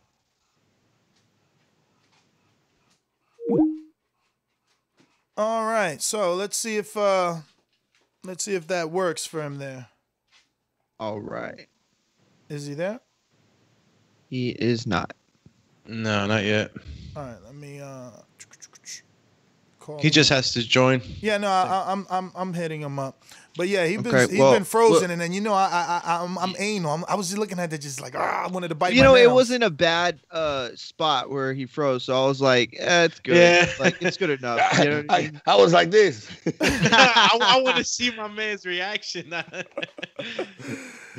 All right. So All right, Robert, you bet. there you go. Good. There you Perfect. Perfect. Yeah, I can move now. Okay. he's alive. He's alive. I'll dodge your guys' questions. Oh, that's a good one. Yeah. Okay. So let's pick this back up. First of all, real quick, because I didn't get to say it, I just definitely want to let you know that I love Jojo Diaz and Abner Mares. My dad, who introduced me to the sport, I mean, I mentioned the fight to him about a month ago, and he's asked me every week, hey, are they making that fight? And, you know, he doesn't keep up with, you know, he's a business guy. And so, you know, he leaves it up to me to make the news. So definitely love that fight. But speaking of it being a young man's game, Canelo and Reynoso, you know, they've talked about opponents coming back. And a bunch of guys have been mentioned. You know, we know that BJ Saunders was in the mix there. We know that Golovkin was definitely a name that was going to be mentioned. But Plant and Benavidez have been brought up. How realistic are those two guys within, let's say after, you know, we come back from this, within, I guess, 3 fights? How realistic is one of those guys? I think very realistic. I mean, some calls have been made, and you know, not only them, but there's a few others on the list. The thing with Canelo is it's very easy to matchmake because there's really not many out there that he won't fight. I mean, he's the one, like we said earlier, he's the one saying, no, I'll fight him. No, don't fight this guy. The style, this, that. No, I'll fight him. I'm going to show. Even the Kovalev fight, it was like, he wants to go to 75? Are you serious? I mean, remember, he's not a big, tall guy. He's not a long reach. He's not. It's like, all right. But we had, you know, personally, I had doubted other fights. So it was like, okay, no more doubts. Let's go. Move forward. Yeah, if he must see something. All right, let's do it. But I had also seen him in sparring against guys just as big and heavier. And I've seen what he had done in sparring. And it was like, oh, he's backing off? Because if not, this guy's going down. Okay. But yes, very realistic that these fights could be made. Because again, his mentality is history, legacy. And he knows in order to achieve that, You got to be defying odds. You got to be beating guys that people don't think you can beat. You got to be taking on new challenges. And for a fighter that's really done, in his short period, because look at his age compared to other guys, that he's achieved everything. He needs those type of fights in order to push and motivate him. If it's just another day in the park, then it's hard to get up in the morning and run. It's hard to do. But when there's challenges like this, okay, this is a fight that I got to be on my A game. Those are easier for them. Not easier, but those are the ones that motivate you to put in that extra work. Let me squeeze in one more. How frustrating is it for you? And, not even just as a matchmaker, but for anyone in the company, whether it be Golden Boy or Top Rank, I'm just going to use you specifically. Like when Ryan Garcia comes out, as Ness said, and starts calling out certain guys, or the trainers start saying names that maybe not on the radar, and then fans get super excited, and then that's not really the course that y'all are going right now. Is it frustrating for y'all to have to see these guys on social media do these things and rile up the fans, and that's not really in the cards right now? Well, right now in this particular moment, I'm like, hey guys, have fun at it, because I'm enjoying it. All these, back and forth with these guys, they can't get in the ring, and their nature is to fight. So they're fighting. If it's not on a PlayStation or on a box, they're like back and forth with each other. But that's just because you have all these fighters all over the world contained, under the lockdown, obeying the regulations and stuff. But their nature is, I just want to get in that ring and fight. So I'm enjoying that, and I think they are too.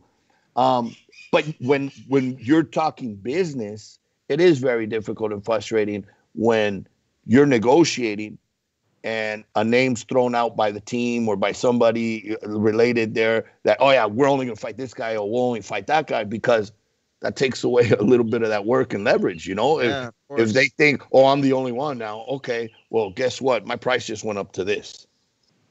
Yeah. And it makes it hard.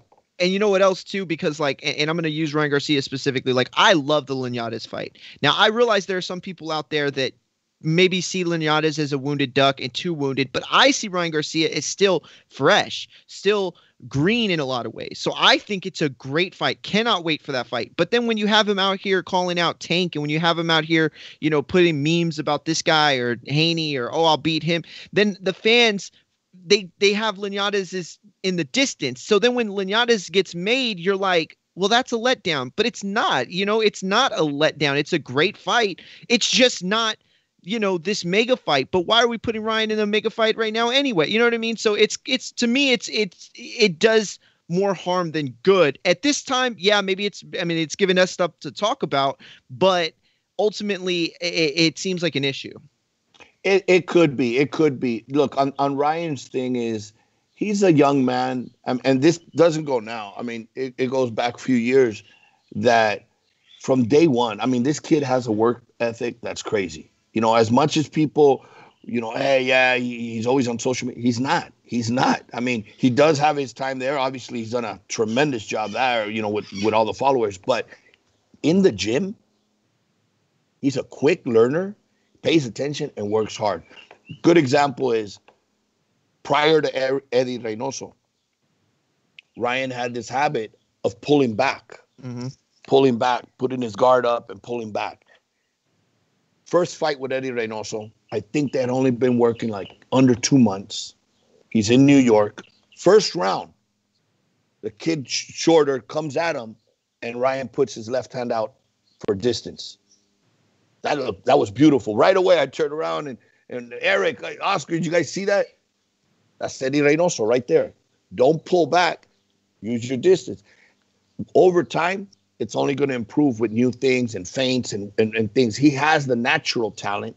It's just, teaching him things he didn't know. With experience, he's going to get there. Now, he's a kid that from day one, Robert, I want to fight this guy. I want to fight that guy. And he's not the only one. Look, I had Renato Gomez come in and tell me, let me fight Ryan Garcia.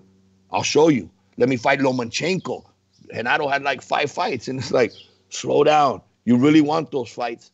Show me with the other fights, and let's build it. and we can get there. It could be the new Oscar against Vargas. I mean, that fight could have been very, very good and attractive for the fans.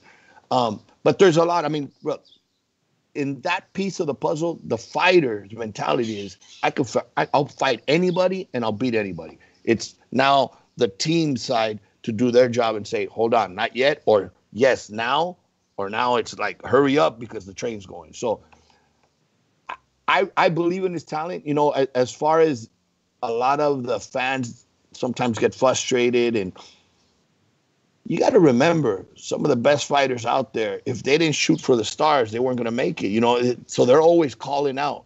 They're always calling out the top names. It'd be bad if Ryan started calling out the guys behind him. But he's calling up the top names, you know, because I'm putting you on notice. It doesn't have to be the next fight, but it will. And as far as the Linares fight, I'm glad you love it, because that fight I love. I've known Jorge since he was 17 years old. He was at one time a sparring partner for Barrera. I've seen him grow through the years. There's been the ups and downs. I heard Abner Mares called him, and I hear that they're friends, but he said he had no chin. I talked to Jorge the other day. He said I had no chin. Let's test it against each other. So now there's that mix, and it's like, whoa, it's a fun time. I think once we get off, God willing, get through this, it's the time to make the best fights. You know, forget I need the tune-up. I need it. Let's go on. And look, if you lose, you go back to the drawing board, learn of why you lost, what was lacking, and if you win, move on to the bigger fight. Ryan's ready to fight any of these guys in the division. Another guy that I get excited about, Roberto, is Virgil Ortiz. I see him a little more, at this point at least, a little more skilled than Ryan. Well, what's next for him? Is it time to get a step up in competition? Virgil was scheduled right prior to the pandemic and the lockdown. Virgil was scheduled for March 28th here at the Forum. Obviously, that fight was 2 weeks away when it got canceled. He's been training. He's been staying ready. He's one of the fighters that, you know, because of his cancellation, he was next in line. Once we get green lighted and it's good to go, he's one of the guys that's right back in there. And Virgil's made it clear to us he works very, very hard. There's a lot of common things with some of these fighters that we have on the stable is they're all very hard workers, or the majority are very, very hard and dedicated to the gym. Virgil's one of them. Virgil is a kid that's always in the gym, training hard. Yes, I think Virgil is not only ready to step it up in a short period of time, ready to fight for a world title. I mean, he's knocked out 2 former world champions in under 15 fights. He's beaten a contender that fought for the world title and knocked him out. I mean, every test you put to see where he's at, he's passing with flying colors. I mean, the kid's destined to be a world champion in more than one division. Roberto, can you, this is going to be long-winded, can you help us understand what it is that you guys take serious and what is just, I guess, BS, and what merits a phone call to find out, is it BS, right? So I'll take you back to February 2019. Floyd Mayweather takes to TMZ and he says that he wants to offer Ryan Garcia a fight versus Rolly, who everyone in the boxing world considers not on the level of Ryan. But he wants to offer Ryan that fight with Rolly because Ryan keeps calling out Tank. And he says, if you get through Rolly, we'll give you a title shot at Tank. And if you beat Rolly, we'll even give you $200,000 bonus. I did some research. Back then, Ryan was not making $200,000, at least on paper. And it was a fight bonus. Plus, it's a Mayweather Promotions, right? Now, I know there's networks that get involved, so I'll give you 2 scenarios. If Floyd was serious, that would mean Ryan would have to go to Showtime, and it would obviously be some sort of pay-per-view. I wouldn't assume Floyd is going to pay all this money to acquire Ryan to Showtime for it to be a championship boxing. Vice versa, if Rolly goes to DAZN, you know, which makes more sense for that fight, but I just don't see Mayweather doing all the Floyd Mayweather Promotions, bigging up his fighter just for the public to be on DAZN. But in your eyes as a matchmaker and VP, wouldn't the promotion of your fighter, Ryan Garcia, being in a fight with Floyd and whoever be worth it, plus the $200,000 bonus? So that offer was, with all due respect, BS. Because as anybody knows, when there's a legitimate offer, it's not out in an interview or it's not out on a tweet or it's not. That should have come to the office. If it was legit, hey, I'm interested in putting this fight on. Are you guys interested? Promoter to promoter. And then that's a legitimate offer. So that was more, Floyd being Floyd and throwing out the name, giving his guy some push, some love there. But why would Ryan fight Rolly? Rolly's, I think, and it's not disrespectful, a talented kid, a hungry kid, but I think he's still fighting 6-rounders. So, one's a WBC silver champion, and the other one's fighting 6-rounders. So why take that? Again, not looking in the rearview mirror, looking ahead. Want to do the Gervonta fight? Look at that. Love it. Oscar De La Hoya against Floyd Mayweather. Ryan Garcia against Gervonta Davis. That's the fight. But like there's a but with the Abner, right? For Golden Boy. And I'm not Roberto Diaz. I'm not the matchmaker, but I am a fan that only watches boxing. I only love boxing, and I always think optimistically. For Golden Boy, I see it as a financial benefit, right? You get a promotion with Floyd Mayweather, and your fighter's in win-win. Rolly cannot beat him. Like you said, he's not on that level in the ring, but because of the promoter, because of the promotion, the fight gets bigger, and it's a win-win for Golden Boy. How could Ryan lose to Rolly? And then you have everyone in the media saying, oh my God, Gervonta's next. Even if Golden Boy doesn't want him to be next, everyone's writing about it. ESPN's talking about it. If he gets through this fight, there's a bonus. And Gervonta, like, isn't the build-up worth it for Golden Boy? Because I'll end it with this. Rolly's bigger than Romero Duro. Look at that. He's bigger than Romero, and he's bigger than the last guy, Francisco Fonseca. But he's not bigger than Linares. But we're not talking Linares. But brings more. We're talking next fight. No, now we're talking next fight, but this offer's been out there since 2019 February. Okay. And Ryan's pay grade just changed in the last 2 fights. So, I don't know. It looks like a big promotion and a win-win for Golden Boy at the time. Obviously, now maybe Ryan could demand more. But I still think the promotion of Mayweather, I mean, we talked about it yesterday, right? Rolly had 40,000 subscribers on his Instagram, Robert. And Floyd did some pad work. Now he's at 121. No, absolutely. I mean, they're doing the right thing with him. But I'd rather do this. In the co-main event, put Duno against Rolly. Put another 35-pounder that we have against Rolly, who's at Rolly's level, 6-8 rounds. And then the main event could be the world title fight. And then you have both, and you have Floyd and you have Oscar. Hey, that's a bigger promotion. But you need that co-main event or you need that opener. That's where Rolly's fit right now. Because then you're doing an injustice for Rolly. And again, no disrespect. The kid has all the future in front of him.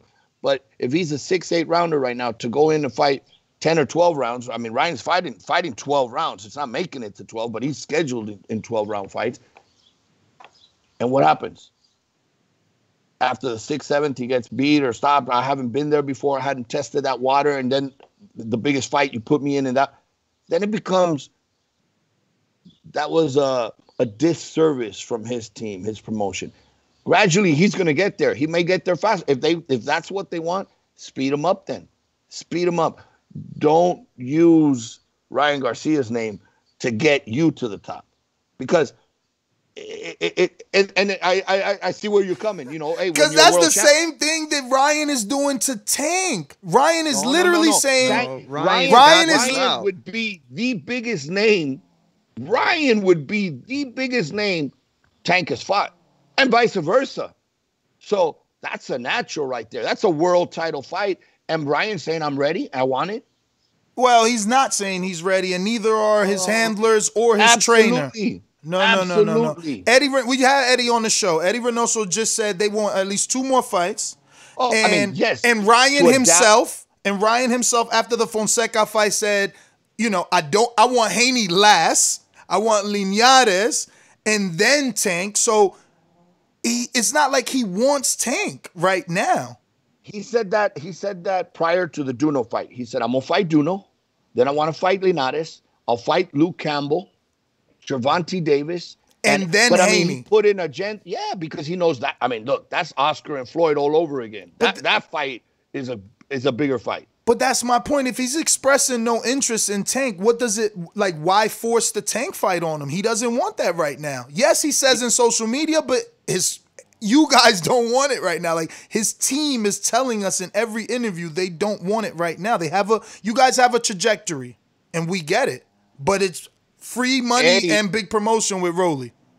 You can still do Linares. A couple more fights because Eddie sees the potential and sees how the kid improves in every fight. Look at Canelo. Canelo still improves every day in this fight. And today, he still improves in every fight. Ryan has even that much more. So, but that is a fight that has to happen within in a very short period, it has to happen. And I'll tell you what, it's a good fight. But I like Ryan by far, and I'm not being biased. I like Ryan by far. If I didn't have neither of them, height, reach, speed, discipline, I see it. Be careful the first 2 or 3 rounds when the other kid comes out explosive, guns blazing. But what happens after? He gets tired, which will happen when you're not training as hard and as disciplined. No disrespect. I mean, he's a 2-division world champion. Not to mention the fact that, you get Gervonta in a fight with Leo Santa Cruz and you expose him to a large Mexican fan base.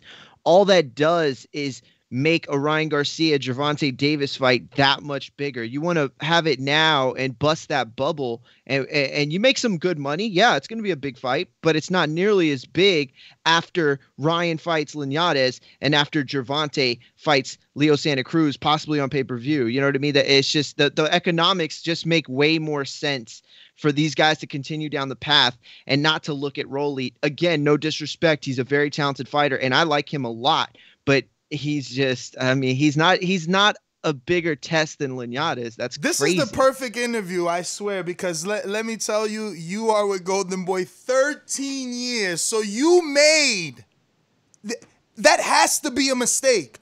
You made, and not on your part, but obviously Linares made it a mistake. You made Sergio Thompson. That was a tune-up.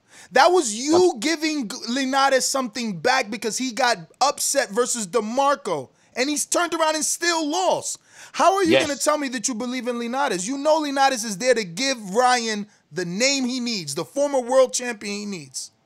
And Rolly doesn't even do that. Rolly is probably a tougher fight because he's younger and hungry. Don't say that. Linares, I'm gonna stop you there. No, I'm gonna stop you. You don't want that on the internet. I'm gonna stop you and remind everyone on this show that Linares has 5 losses and 4 of them are upsets where he was the favorite. He was the favorite 4 times and lost, guys. Stop it. And what has Rolly done though? He doesn't know how to lose. He hasn't even beat better fighters than Linares has lost to. He does not know how to lose. At least he has that. You're right. Listen, and Roberto, I am a Ryan Garcia fan. I'm Eddie Reynoso, Canelo. You see the hat? I got the headband over here. Listen, I'm just saying it's free money for Ryan. There's no way Rolly could beat him. I'll throw it back. I'll say, hey, Rolly, you beat this kid, and then you can fight a Ryan Garcia. I mean, that's the same thing. They know it's not happening. It's just free publicity. But look, Linares, I'm glad you bring up that topic. He lost to, and there's days that it still haunts me. It still haunts me, the Yayo Thompson fight, because you're right. It was a tune-up. And, that's where growth, that's where it shows. And that's the beauty of boxing. Look, Yayo was not supposed to beat Linares. It was a tune-up. But then there you go. There is no tune-ups in boxing. And somebody forgot to tell Yayo. And I'll tell you a little thing about it. We're at the day of the weigh-in. Now remember, Yayo was a 130-pounder. Linares has now fought at 135. Freddie Roach is not there with Jorge at the weigh-in. I think that's the day he traveled in to be there for Saturday's fight. I contact Jorge at Thursday night. What's the weight? He tells me. Friday morning, wake up. Hey, what's your weight? 136 and a half. Okay, let's work. We got, a couple hours. I'm very comfortable. Jorge's dropping the last pound. Yayo comes in. Hey, Roberto, can I check the scale? Gets on the scale. I peek a little. And he's under. And I'm telling you this. I've never told this. He's under. And I'm thinking, okay, we're cool. I said, Yayo, go get some breakfast. Go eat, to bring yourself up. Now they're on the scales doing the face-off. Jorge's cut, trimmed, like always. Yayo's a little soft. I'm like, man, okay. It's a tune-up. That's what it's supposed to be. We're going to go fight DeMarco again. First round. Jorge drills him. The fight's almost over right there. And I'm thinking, oh, my God, this is my main event. I don't want to blow out either. Again, I've known Yayo prior to that. He wasn't supposed to beat Linares. But that's the type of Yayo's a Maidana in a little version, because he's that awkward style. I don't care if you hit me. I'm going to throw my bombs. He hurt his knee in the first round because I saw him barely walk back to the corner. They put ice on the knee. I said, oh, it's over in the next couple rounds. And Yayo comes out knowing that probably his knee's bad and just start drilling on him. And I'm like, get off the ropes. What are you doing there? What are you doing there? And he got stopped. Nasty cut. But to his credit, Yayo's retired. DeMarco, I think, is on his third comeback. Salgado's retired. All these guys that have beaten him outside of Lomachenko and Cano was a division too much for him. Cano had fought at 47, and Mosley, Morales, Pauly, everybody said, that guy's one of the biggest punchers I've ever fought. Cano could punch. He doesn't get the credit because of, again, he's lost a few fights, but that's the beauty. As long as you learn from these losses and make changes or improve, Jorge, look, nobody thought he was going to beat Lomachenko. I called for that fight. I wanted that fight because I said, forget Mikey Garcia, fight Lomachenko. Lomachenko's making the biggest name. Nobody's going to give you a chance. And if you come close, it's a victory. And if you beat him, you have the style. Lomachenko's a great fighter, one of the best I've seen. He does things in the ring that, he looks like a cat when he's in that ring. Like a cat. He moves like, certain things that, it's like, did he just do that? He didn't look like that cat with Jorge because his opposition has been 2 or 3 steps slower than him. Jorge was almost as fast. I saw a clip the other day where he throws that 5-punch combination on Lomachenko, and all of a sudden, Lomachenko's looking natural now. He doesn't look like that Superman. Jorge wants that rematch. He knows, how do I get that rematch? I got to beat a Ryan Garcia. Definitely. Well, you believe in Jorge for the rematch. Wow. So you don't think Teofimo stops Lomachenko? See, that's the fight that I love too, because that's what I'm talking about. The young lion willing to put himself not just against anybody. Look, Teofimo is willing to fight Lomachenko. There's others that are 2-division world champions that still haven't fought nobody. And I just want to remind you, Roberto, Teofimo, I want to remind you, Teofimo didn't fight anyone until he fought Kome. Like, could you give him credit for Mason Menard and the Japanese guy that ended up being tough? Yes, you can give him credit in, the post, in retrospect, but he didn't fight anybody. So that goes to say Rolly can also, and his promoter can also believe in him. Just like you can believe. All right. Absolutely. Bob believed in Lomachenko. Now, obviously, we had the amateur background there to substantiate such a claim, but he believed in him. And then when Salido beat him, he believed in him again. So, I don't think that who you fought indicates if you're ready. You, the matchmaker, the promoter, the trainer, they decide who's ready and when. Yeah, but it is good to see different styles. Yes. Because there is where you're going to see, oh, wait a minute, he has trouble with a southpaw, or he has trouble with a fast fighter, or he has trouble with a puncher because he has no. Look, give you a very good example. Deontay Wilder. We had him from pro debut to world champion. Around the 8th or 10th fight, he fought a kid named Harold Scaniers at Fantasy Springs. Okay? Harold Scaniers didn't have the prettiest record, but he was tough, rugged, experienced. Deontay started, even though he won a bronze medal, started boxing a little later, didn't have a lot of amateur fights. One thing Deontay had from the get-go and has is a bionic hand. I mean, the right hand he'll put anybody to sleep. Anybody. As long as he could catch you with it. But that night with Scaniers, he got hit. I think it was the second round. And he was out. Out. And all I can think of is, oh my God, no, it's over. He got up just like Fury did when he fought him. Recovered. A couple rounds later, he won by knockout. At that point, I'm going to try to make it my best effort to not put him with that big puncher if I don't have to. And what I mean if I don't have to is if it's a world title and you're the biggest puncher in the history, it's the world title, my man. It's now you got to, do what you got to do. However, if I'm not there yet, why am I going to put him only with punchers? So at that point, I've found out something. I learned something from him. He learned something that, hey, I can go down and get up, which if you're haven't been there, you have to go through it. Because when it happens in the big fight, you're going to know, hey, I've done this before. We got so much, he's only fighting tomato cans. He's only fighting this. He's only fighting that. But guess what? He was ready when he fought Stavern and won the world title and brought that belt back to America, which hadn't been here for years. I was so proud of him. It was bittersweet that day because that's when our contract ended. And it was, to see him, okay, move on. But to see him win the world champion, I remember hugging him. He went up to the room of the WBC to get the belt. And I said, hey, I'm always going to be a big fan. Go do your thing. We shut up a lot of people that doubted you. Now go do your thing. I'm proud of him. If he retires tomorrow, he did what could have ended in the 10th round. He did way more than that. I mean, world champion, defenses, made money, charismatic kid.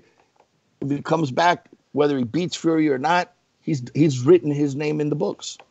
I'm hogging this interview, guys. You're going to have to jump in. Listen, since you're talking Wilder as a matchmaker, we were just talking to promoter Leon Margolis before you, and we asked for his advice. Should Wilder accept step aside or should he take this rematch? What would you do both as matchmaker and, part of the promotion? Like, let's say you still promoted Wilder. Would you lose your opportunity at that belt in this current time in boxing? So I've thought about that several times. And Deontay runs a big risk in going into that fight because if he loses now, back to back, it's that elite level, the Joshua fight's gone. But we don't know what his mentality is. Am I almost out of boxing anyway? Might as well take that big fight. Now, business-wise, how much is that step aside? Because, hey, take the step aside if it's good amount, and then you're going to fight him next anyway. So it depends on what the economics are. But if normally, his first loss, it was by knockout. Normally, if he was younger, I would advise against the rematch. Because he's coming towards, what is he, like 31, 32? 34. Okay. I'm not saying that's old, but that risk of another loss to Fury back to back can really derail him of where he's going now after. Not that it's career ending, because it's not. It's been shown. And Deontay could come back and, because of his punch, beat other guys. But is that drive, is that motivation now going to be there to fight these other guys? Look, Fury, I wasn't a big fan of Fury. I said Deontay's going to beat him in the first fight. Wow. He made a miss. He took away the right hand. But then Fury made a crazy adjustment. And it's like you're looking at two different fighters in both of those fights. In one fight, he fights this way. In one fight, he fights it. He made adjustments that nobody thought. In the second fight, I said, there's nothing Fury can do better than he did in the first fight to beat Deontay. Now Deontay knows what he has to do. Keep that distance until he lands the right hand. This time Fury's not going to get up. And look what Fury did. He shortened the distance. Deontay couldn't land the bomb, and he took it to Deontay. He was the aggressor. So I got to give props to Fury. I mean, I'm not a fan of Fury, but I have to respect and admire, as he is probably going to go down as one of the greatest heavyweights out there. I mean, he beat Klitschko, who was dominating. He beat Deontay. He beat two guys that nobody gave him a shot. And this is in between depression, overweight. And I mean, this guy is just out of a comic book. He's not real. What about the fans that say, well, how could he be considered one of the greatest if he's never defended a title? It's who he beat. I mean, no disrespect to the organizations and the title and the defenses. There's some fighters out there that defended the title so many times, but who did they beat? You know, it's who he beat. He beat Klitschko, who was dominating the division, and he beat Deontay, who was the most feared heavyweight at the time. So there could be fighters that never fight for a world title because politics or they block them or whatever, and they maybe not go down as one of the greats because they were unknown to the world. But there's probably better fighters underneath than up top. You guys don't want me, because you know I got it. Yeah, go to Patreon. Oh, I'm sorry. Yeah, go ahead. I just didn't want to not get Patreon in there. You know? All right, Roberto, are you pressed for time? Because we have had No. Okay. Time is all I got now. Beautiful. Time is all I got. Beautiful. We got it. Before I get to the people, there's still a lot of, things that I want to talk about, like Rashidi Ellis. 147-pound division is like the baby heavyweight division. Like, it's the one that gets as much glamour or slightly less than what the heavyweight gets. You guys got this 147-pounder. Top Rank doesn't have an opponent for Crawford. How far off is Rashidi Ellis, and why doesn't he get the TV time or exposure? Like, he's just not a big name, but he seems to have all the attributes. Like, what's going on? Rashidi Ellis is one of the most talented fighters I've seen. Agreed. The speed is beautiful.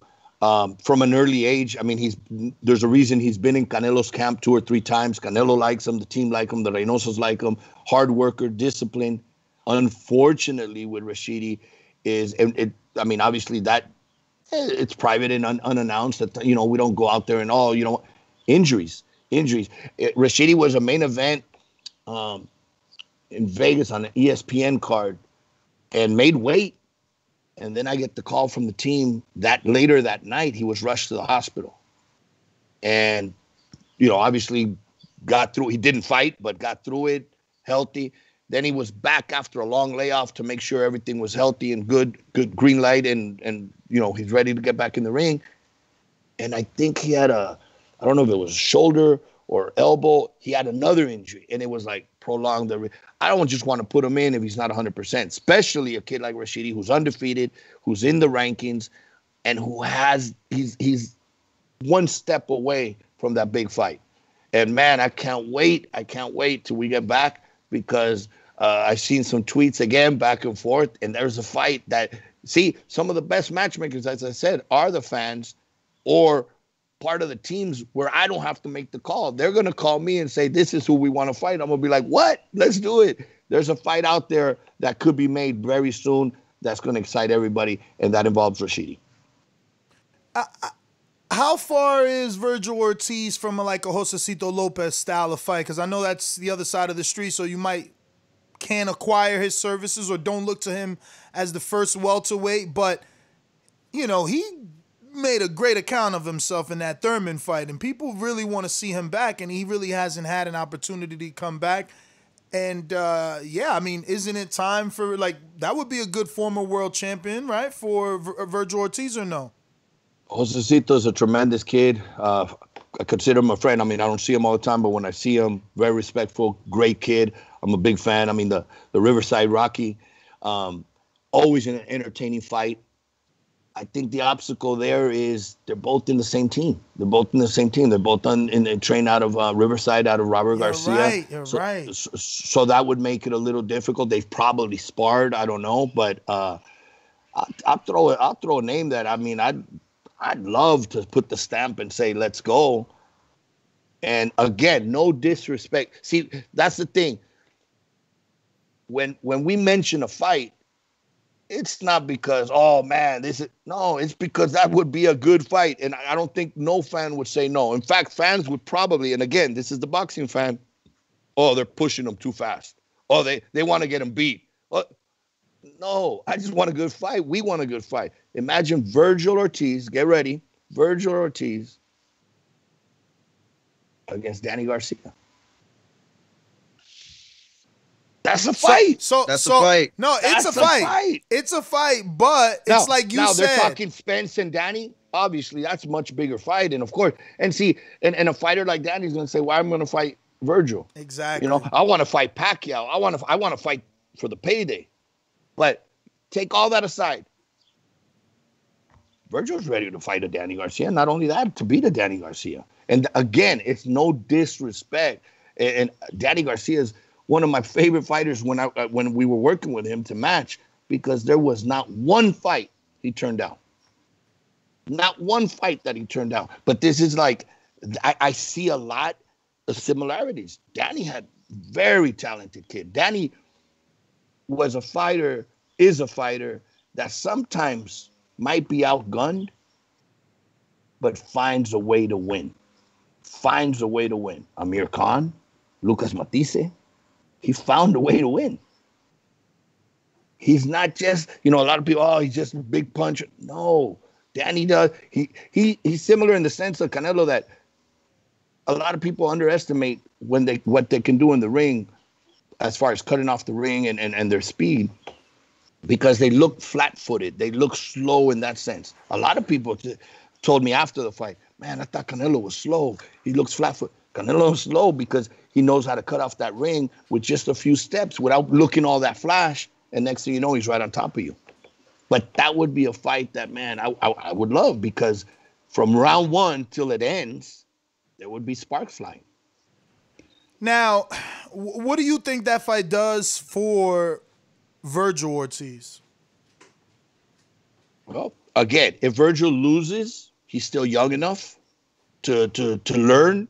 It wasn't that he just lost to anybody. He's lost to a world champion in multiple divisions. And if he wins, hey, it's another notch, another good name to his record. Look, they got a common opponent.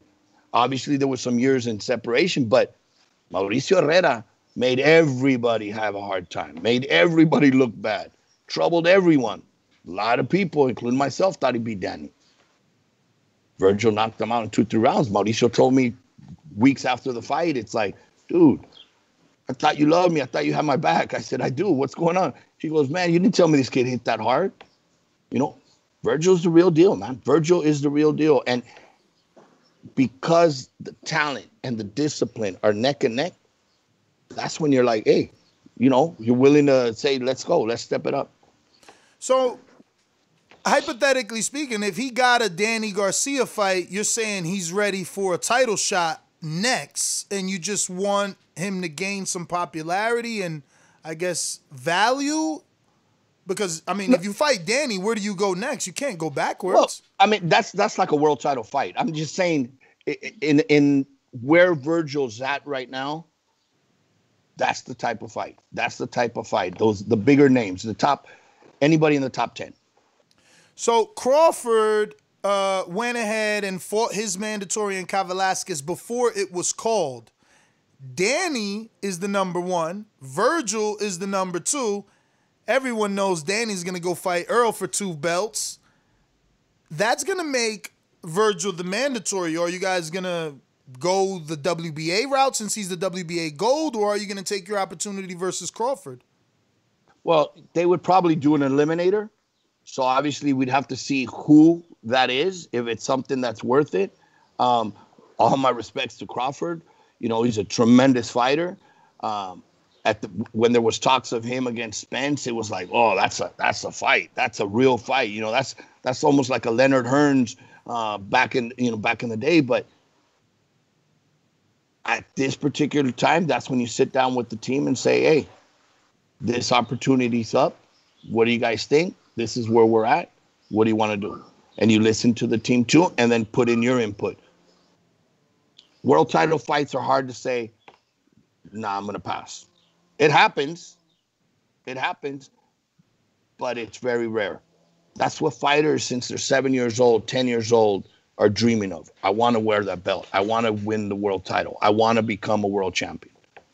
What's the situation with the WBA? Because he is the WBA gold. Alexander Brisbutin, who tested positive, is the WBA regular. And then Manny Pacquiao is the WBA super. Urgas is the WBA #1 contender, and Danny #2. So you guys are out of the rankings because you're a title holder in the WBA. They take you out. So, like, where does that leave Virgil Ortiz? So Virgil, as a WBA gold, my understanding is you become, it's almost like the mandatory, right?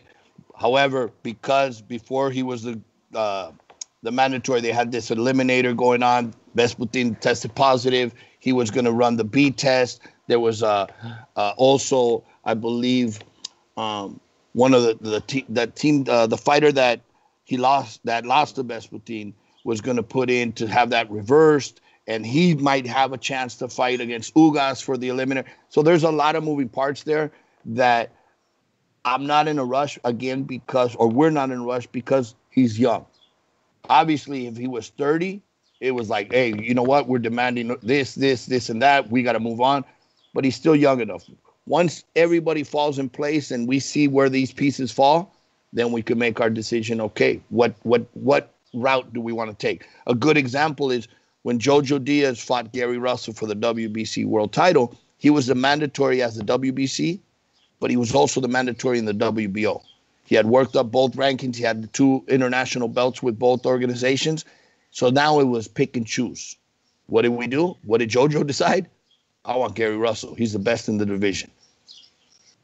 That's when, let's do it. There was no reason for me to believe, based on how he had come up, that he was not ready. And you know what? We came up short. All props to Gary. But Jojo learned a lot from that fight. Again, that's why he's the champion today, because of that fight. Coming up short fueled the fire, added more fuel to that fire. So those are the risks you take sometimes. You come up short sometimes you don't. But as long as you progress and learn from there. He learned. Look, Tevin Farmer's similar style to Gary. Slick, southpaw. I mean, they're very similar. Jojo came into the office and I said, Jojo, Andrew Cancio's fighting Rene Alvarado for the world title in a week or so. Why don't you wait? You've already beaten both of them. This rematch can happen. And then if you beat one of those two, whoever wins that fight, and you become the world champion, then you could unify with Tevin Farmer. Robert, I want Tevin Farmer. I want Tevin Farmer. I'm going to beat Tevin Farmer. When a fighter is so convinced and there's that motivation, you got to go with it too. Because you know he's going to do the training, but it's hard to take away that confidence. So that gives you confidence. Hey, he's on a mission.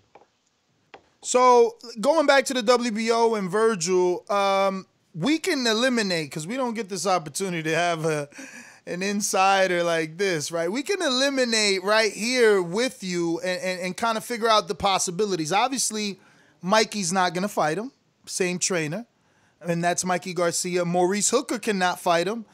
Ooh, why not? Why not? He's already signed to fight Regis, who also can't fight him. That would be great, though. Imagine in Dallas.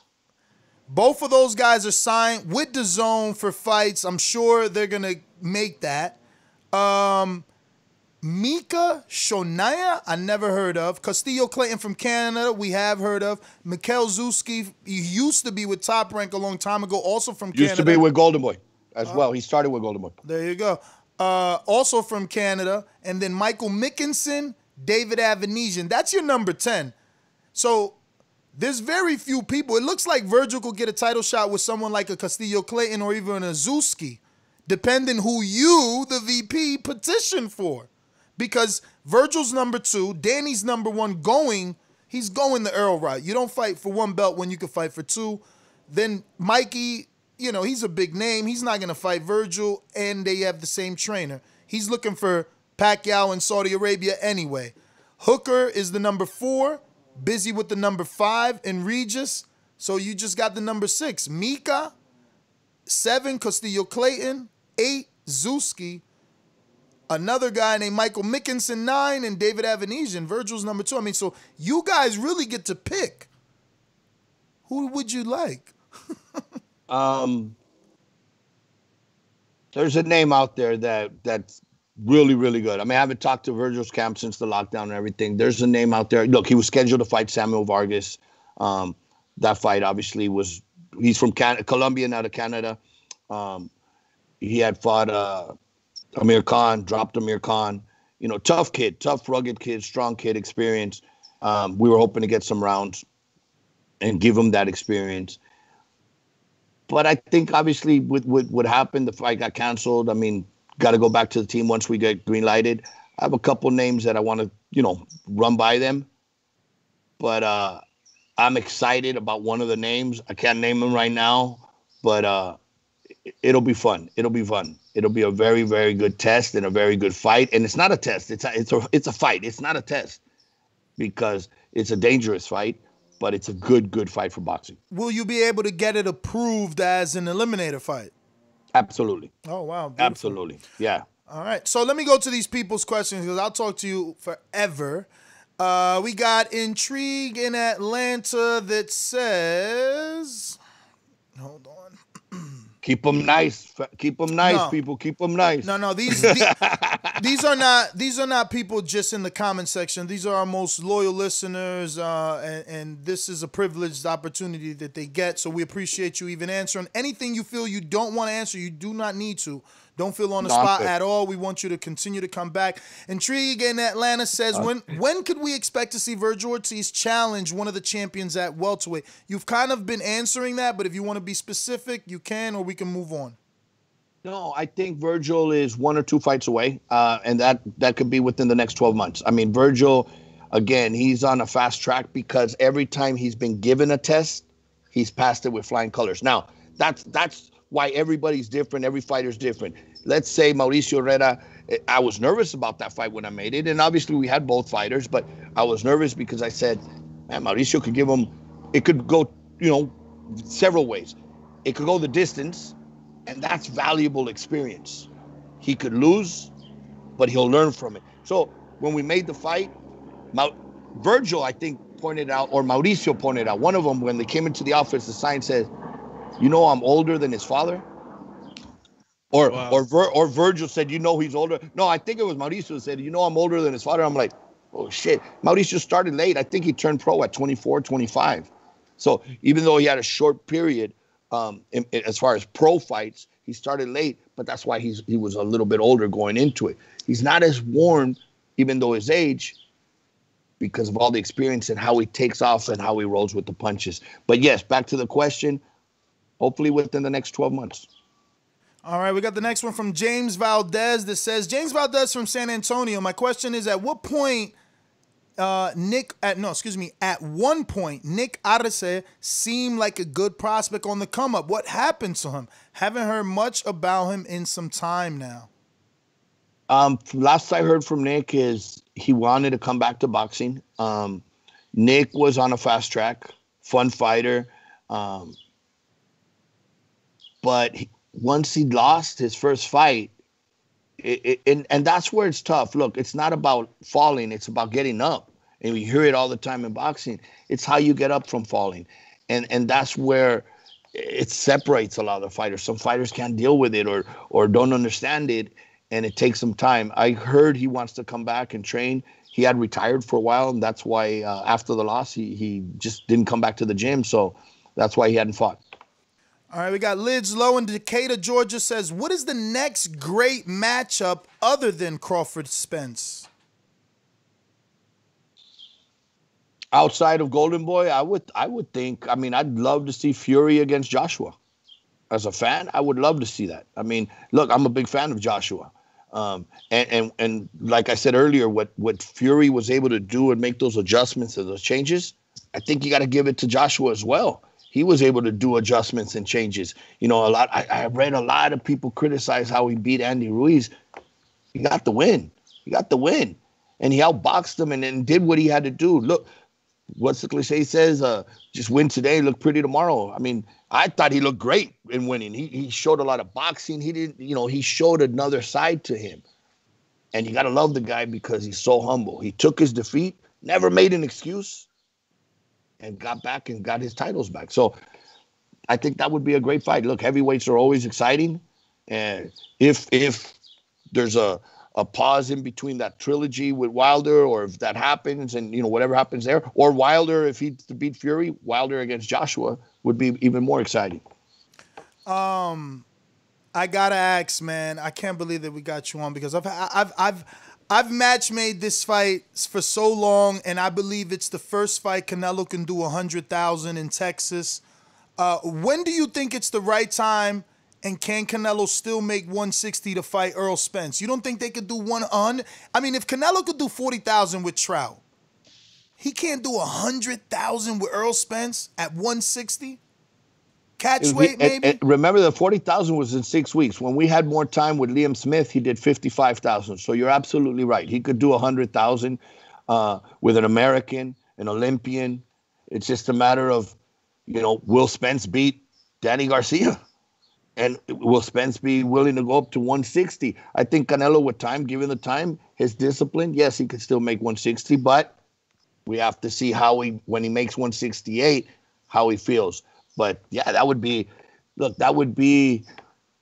I always go back in that era because that's the era that I was introduced to boxing, and I love boxing and learn from it.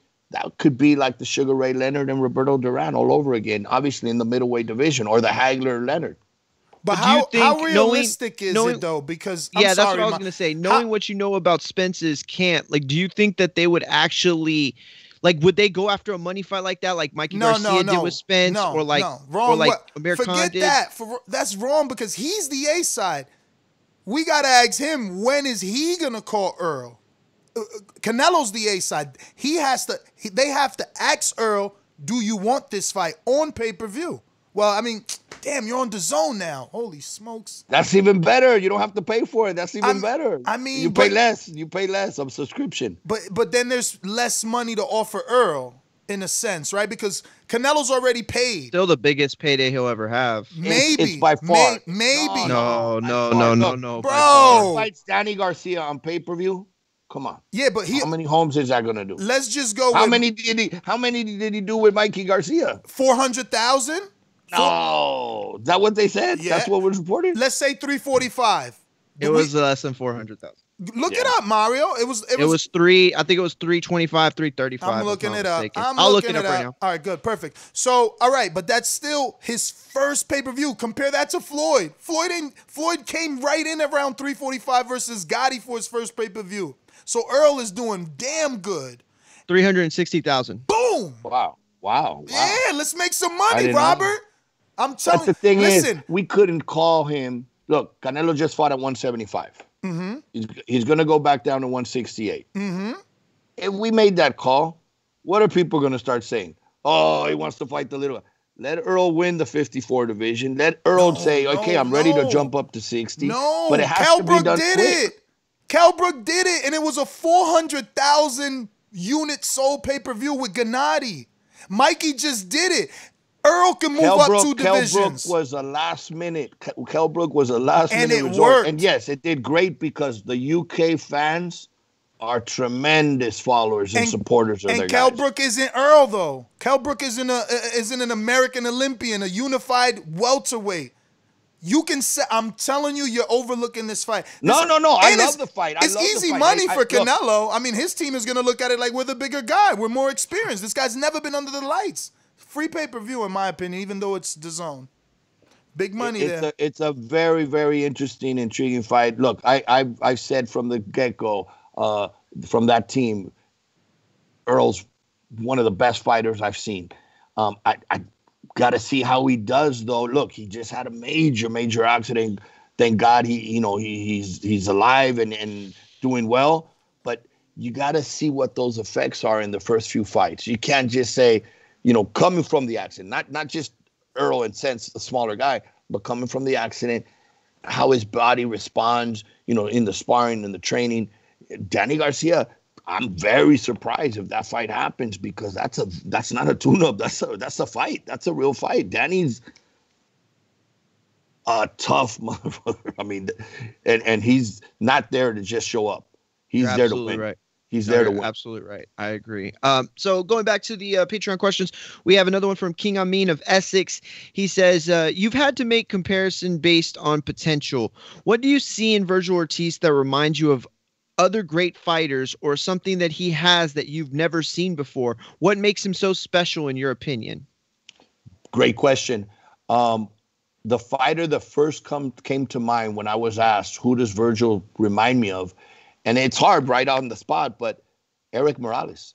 Eric Morales, I was with the Barrera camp for almost 10 years. I've known Eric Morales since the first fights, and Eric Morales had something about him in that ring that was just very cold, and straight to business. And Virgil, in this short period of time in his professional career, you see things that you should be seeing in a fighter with much more experience. And obviously there's an amateur background, but just the way he sets up fighters into doing what he wants them to do to then go in for the knockout. Yeah, got you. Yeah, that's a good comparison. That's my golden age, by the way. Those featherweights, Barrera, Morales. That's my golden age of boxing. Sidney Brown says, do you feel that Gervonta Davis has a legit reason to be mad with Mayweather for having WBC champ training at the same facility, considering they might have to fight one day? He's talking about Devin Haney being in there with Floyd Mayweather and Gervonta feeling some kind of way on social media, basically calling him the opponents now, or the opposition. Sorry. I didn't know. I was unaware that he was upset. No, I don't think he should be. I mean, look, if Floyd decides he's going to be a trainer, or just even if he doesn't decide to be a trainer, just to go in there and work with a young fighter, that's motivating for that fighter. I'm sure Gervonta's had his time as well. Hey, there's enough love. Don't worry about that's small. That's small, But if there's doing the fight with Haney, I mean, that could be a hell of a fight too. So use that to fuel yourself. Nah, you know what? Don't pay attention to the little things. Good. Well said. Mark Fernandez, Eli says, Mr. Diaz, thanks for coming on TBV, the best boxing podcast. Shout out. Thank you. Can you give us any insight about who Canelo's next opponent can be? What's the 411? LOL. Thanks again. We're actually working with his team right now. We've been back and forth. We're going through a list of potentials, and hopefully very soon announce, his next fight and his next opponent. Awesome. I gotta ask real quick, Mario. We got really excited about a possible Charlo fight with Canelo. We mentioned it to Eddie, and Eddie seemed to be interested. Is that maybe one of those on that list? In the past, recent past, Eric made the call, made him the biggest offer I'm not going to say that he'll ever make, because you never know what happens tomorrow, but the biggest offer that he had ever had, and it didn't happen. So I don't know. I don't know where their mindset is or what their plans are, but it's a fight that hopefully could happen. I mean, it's an undefeated fighter, strong fighter, good fighter, former world champion in 54 pounds. So it's a fight that should and possibly maybe could happen, but at the end of the day, both sides have to want to dance. Was it a fight that was going to be taking place at 160 in the offer? I believe it was at 160. Let me just be clear here, because I feel like you said Eddie and not Eric. Did you say Eddie made him an offer, and are you talking to Eddie Hearn, or are you talking about Eric said Gomez? Eric Gomez. He said Eric Gomez. So the offer was for Canelo. Yeah.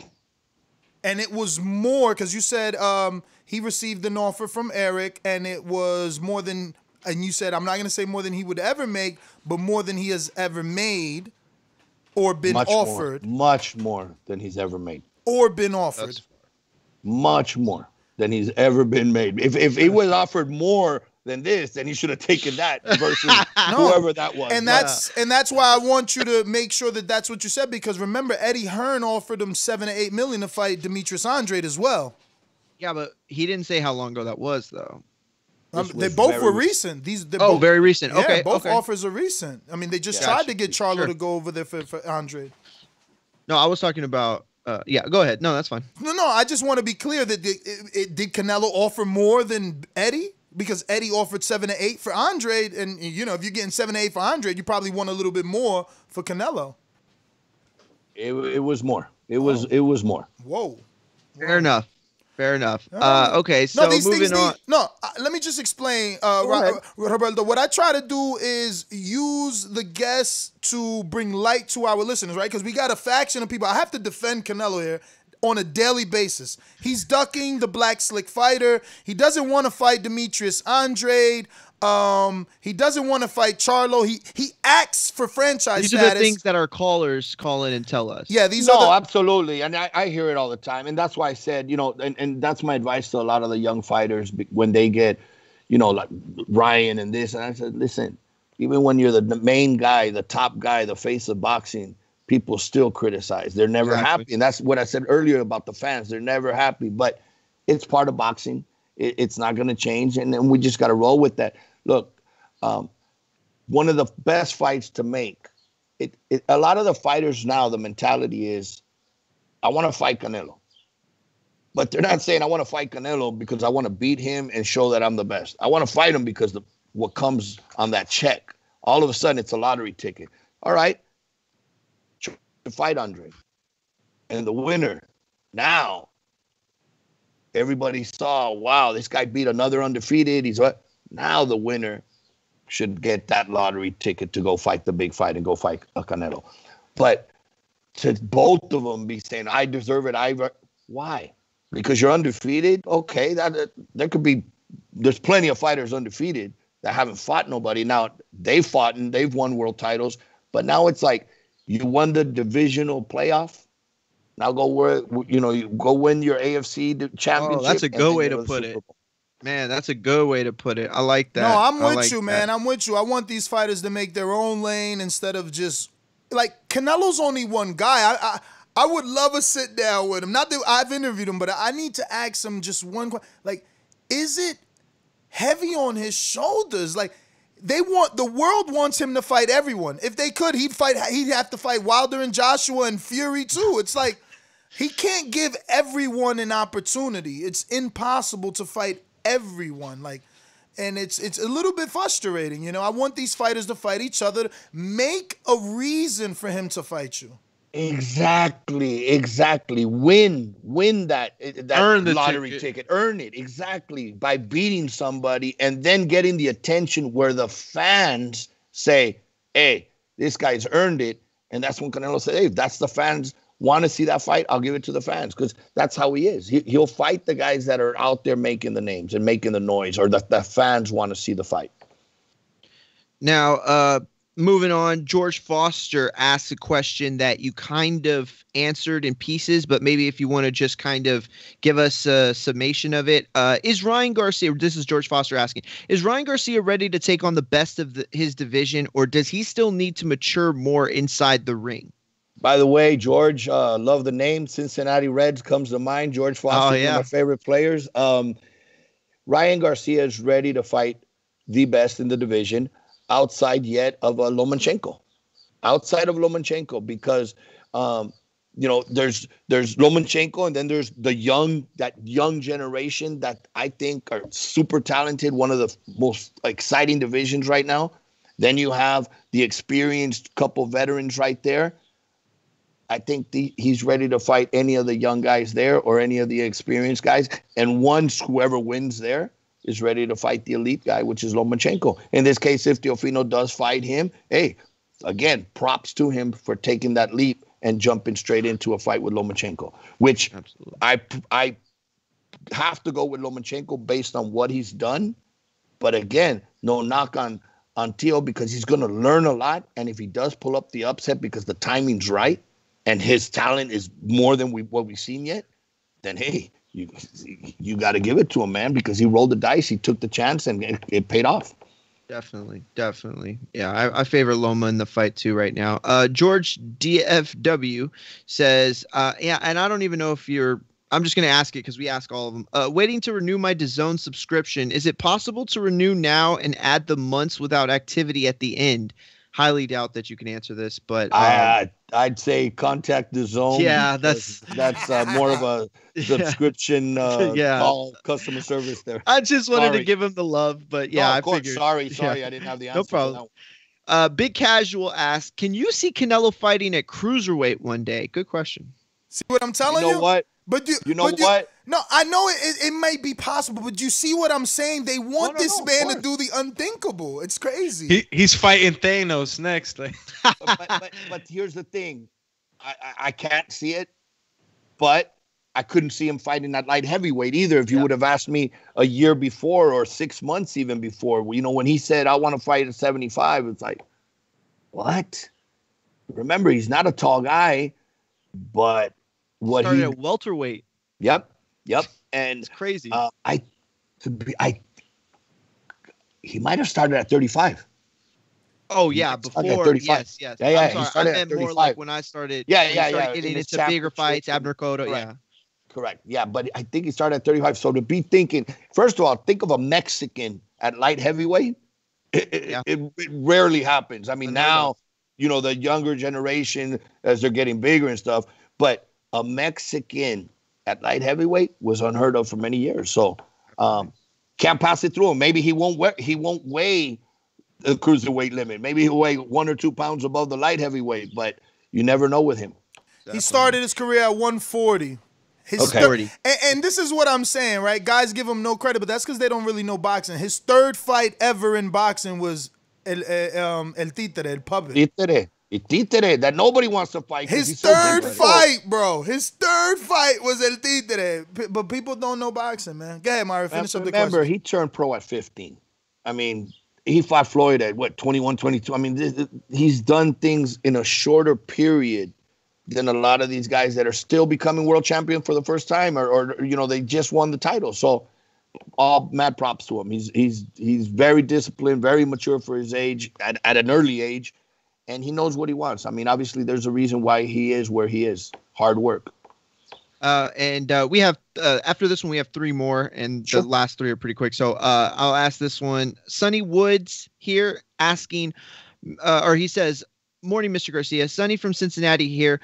Thank you for your time to us boxing fans that are thankful for anything boxing related like this interview. Question. A lot has been made regarding the supposed love-hate relationship with Canelo and the Golden Boy management team. I feel like a good relationship between boxer and management only makes for good fights in the future. Are things currently on a good accord with Canelo? Again, thank you and stay safe. Thank you very much. Great question. Look, when you have a marriage and it's been for years, there's ups and downs. There's arguments. You fight for the remote control at times. I don't want to watch your soap opera here. Put on my boxing. So if it's 1 or 2 year romance, everything's love and dove, right? But over a long period of time, there's some times when there's back and forth. No, everything's great. There's communication. Look, my wife works for Canelo. So, I mean, the relationship is good and there's going to be some very big fights and some good news coming soon. As soon as it's safe for us to go back into boxing and do things, he's going to be one of the first fighters to get in that ring. So awesome. He's training, he's getting ready, and hopefully once this is lifted and again, that it's safe for everybody, we'll be back in soon. Now, I'm going to stay on that. I'm going to skip a question and then go back to it just so we can stay on this. Joseph Rodriguez, a.k.a. Supermex from Texas, asks, how long does Canelo have left on his contract with Golden Boy, or is it concurrent with the DAZN deal? On that one, it's something that himself and ours like to keep that private. Just to give him some kind of answer, it's multiple fights. Got it. Okay. And then last Canelo question, and there's only two more. Steve asked, I think it's Steve from Chicago, if I'm not mistaken. When will Golden Boy squash their beef with PBC? Canelo needs to fight Charlo, Plant, or Benavidez. That is the best competition for Canelo. I know you touched on that, but perhaps he wasn't. This could be a question from a little bit ago. So if you want to reiterate. Sure. I mean, there's no beef. It's just hard to deal with certain promoters and work with certain promoters, but there is no beef. We've done the Chavez fight. Mm-hmm. We did the Amir Khan fight. We've made an offer, like I said earlier, for Charlo. And look, Plant is one of the fighters that Canelo has mentioned that he wants to fight. So there's options. The good thing is that all different promoters have different fighters that are very attractive in those weight classes, because now you're talking, there's a couple of divisions that we can work off. So I think those fights are very possible, and hopefully as a fan as well, we can get those done. It's just, again, it takes two to dance. Both sides have to come to an agreement to make a fight. Yeah, I think Plant and Benavidez will at some point make more sense than they do right now. The last one coming from Ruin the 504. What is the one thing fans get wrong when it comes to matchmaking? And you touched on that a little bit, but if you want to elaborate, you can. I think that it's not as easy as saying, man, this fighter against this fighter, why don't they do it? It's just a natural fight. It would do so good. The fans would get what they want because of those obstacles. Look, we touched on the teams. We touched on, the spouses, the father, the mother. We touched on that. But let's get beyond that. Then there's the fighters themselves that it has to be this glove. I have to walk first. I want to be announced second. I have to have the bigger dressing room. I have to arrive into town before him. There's so many little things that they don't see because it's all they want. I mean, in the majority of the fans, I just want to get that fight signed and announced. But there's these back and forths daily. A fight would be great if you could make it in a week. Some of these fights take months, and too long, that at the point where you're so drained that it's like, you know what, let's move on. There's too much, the weight, I'm telling you, I got to be in the red corner, I got to be in the blue corner. And sometimes the fight merits it, but the other fighters hear about this, that, or managers hear about it. So I want to implement it on a 8-rounder. It's making it more difficult. Yeah, it's like, are you serious? And I try to tell a lot of the fighters, look, or managers, trainers, it doesn't matter who walks in first or second, as long as you walk out second, because that means your hand was raised. The other guy walked out first. I like that. Definitely. Yeah, because am I the A side and the B side? There has to be. Don't look at it A and B. It's red and blue. As long as you walk out second out of the ring, that's all that matters. Sometimes they're like, yeah, you're right. You know what? Let's do it. Sometimes it's not that easy. I've had fights where we've, two Golden Boy fighters have fought, and it's like, okay, this is going to be an issue. And what happened? One walked out first. The other one was announced first. The other one was announced second. I mean, it just mixes everybody up. But to please everybody, to make the fight that I thought, okay, this is a fight the fans will enjoy or want, you got to try to come up with new ideas and get creative. Absolutely. Oye, Roberto, I'm so sorry, but they got some last ones in here. No worries. Okay. Thank you so much. Hey, I have no rush. No rush. Gracias. The chilaquiles will wait. The chilaquiles will wait. So we have from, I don't know how to pronounce this. Rescusas? I don't know. From Manchester. He's asking, who would you favor winning between White or Ruiz? Dillian White or Andy Ruiz? First of all my love to, I have a lot of friends, including the Hattons, Ricky Hatton, Matthew Hatton, all my love. Today, on a memorable day, I think Manchester 22, I saw Ricky post something earlier. So all of my love to all the people out there and for the memory of those lost. Who would I favor? Andy Ruiz and Dillian White. Right now, it just depends on how Andy Ruiz comes back from that loss. I mean, coming back from a loss, he wasn't knocked out. That's why Deontay has it a little bit tougher, because he's coming off not only his first loss, but a knockout loss. You know, Andy wasn't beat up, but Andy's very, it just depends. Is he coming back hungrier now than even before? You know, the adjustment with Eddie Reynoso, I think that's a plus, because for any fighter to see how Canelo trains when he's the number one guy in boxing has to be motivating. Young, mid-age, or old. If he's working that hard, and he already did what he has to do, he could retire tomorrow.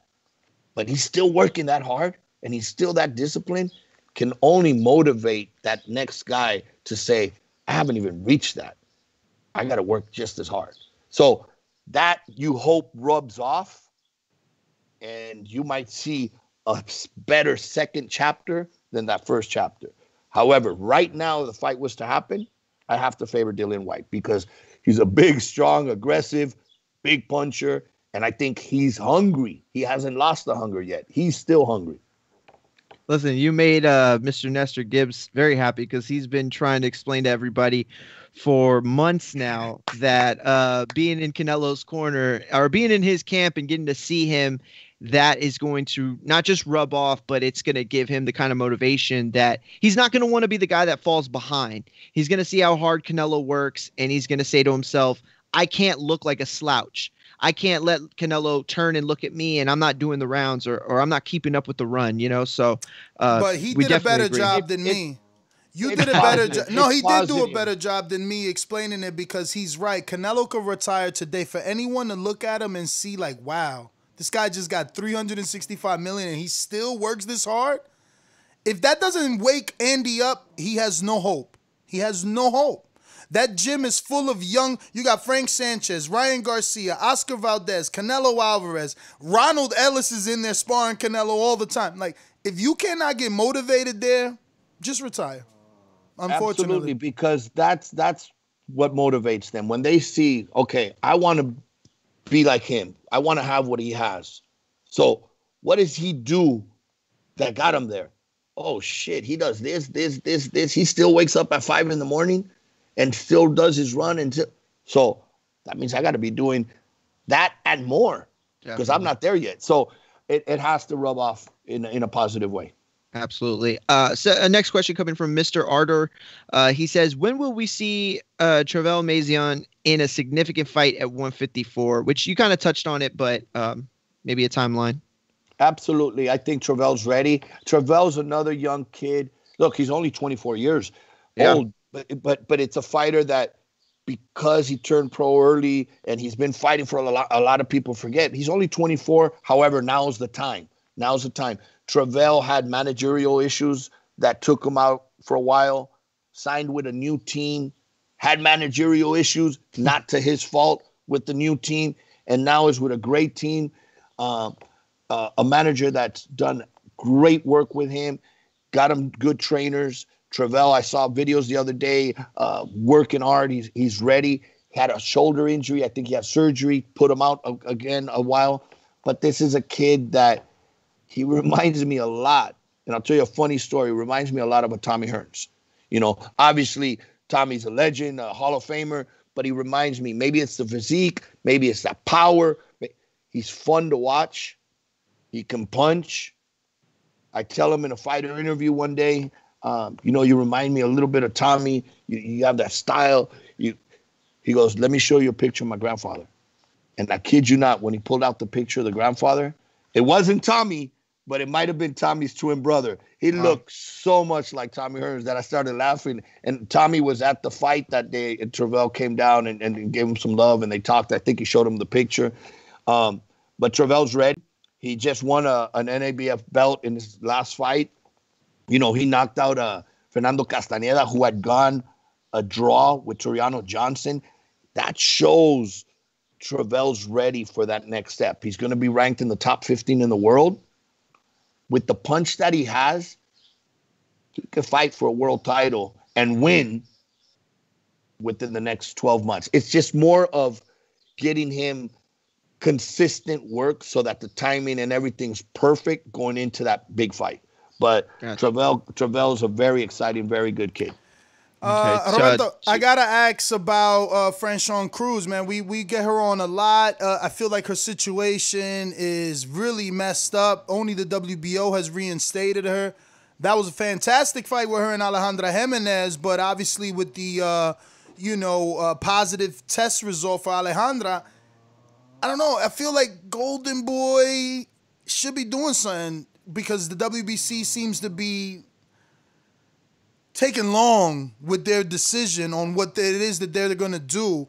And on top of that, we have Mauricio on, and he's saying that maybe the outcome is that Franchon has to fight for a vacant. Like, how? She won, in my opinion. You know what I mean? And then she gets stripped. I mean, it doesn't make sense. What do you? Because you promote her, like we don't. Absolutely, and she's a doll outside the ring and a beast inside the ring. I mean, she's just she has so many hats. She's great for boxing. I met her when I did the fight against Marisela Cornejo for a vacant world title. And I'll tell you this, in the fighter meeting, which I'm normally there to sometimes add to our fighter. Marisela Cornejo was our fighter. I don't know if Franchon was first or second, but I asked, you guys comfortable? I can step out. I'm not going to go run and say, hey, this is what they're saying. At that time, each camp has already what they're going to do. But I stayed in and listened.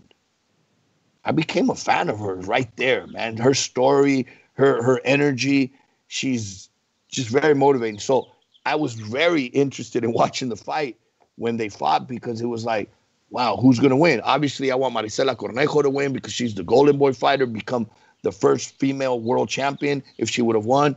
But I'm also intrigued to see what's behind this woman who won me over in that fighter meeting. So I was really intrigued. She won the world title, wasn't signed a Golden Boy. We talked after. We came to an agreement. You know, she's very close with Bernard. Bernard told us, hey, guys, why aren't we signing her? No, we've been talking. We've been working something out. And obviously we signed her, and we're very proud of her. The fight was a hell of a fight. I knew from the get-go. I mean, we were at the WEC convention in Cancun. And I wasn't there. I was at the convention, but I wasn't there at this moment where they crossed paths. And I think they almost started the fight right there. So I knew going into the fight, this was going to be a fight. Unfortunately, it tainted it with what happened, the aftermath. And we have been very involved. Rather than putting it out in to the public, the attorneys, Golden Boy attorneys and her attorney have been working hand in hand. That's one of the reasons, obviously, got reinstated. But let me rewind a little bit. We actually requested the testing. You know, she requested it personally and said, Robert, I want testing for this fight. And I said, absolutely. We actually already contacted VADA, and we're going to ask not just the normal testing. We want to ask for even more testing to both fighters. And Golden Boy supported that and said, you know what, Franchon, normally the fighter that requests the testing pays for the testing. We said, female boxing, obviously, the purses is not as high as the male fighters. And so it's like, you know what, Franchon, we're going to take care of that part. Don't worry about that.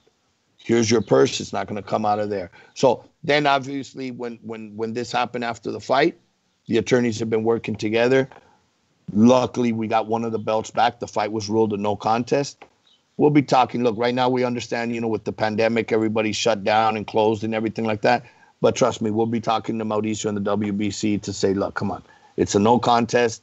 You know what? Let's get her belt back. She deserves it. She didn't properly lose it because of this. So let's give her belt back. And look, if there's going to be a rematch down the line and certain requirements are done and met, then obviously we can do the fight again.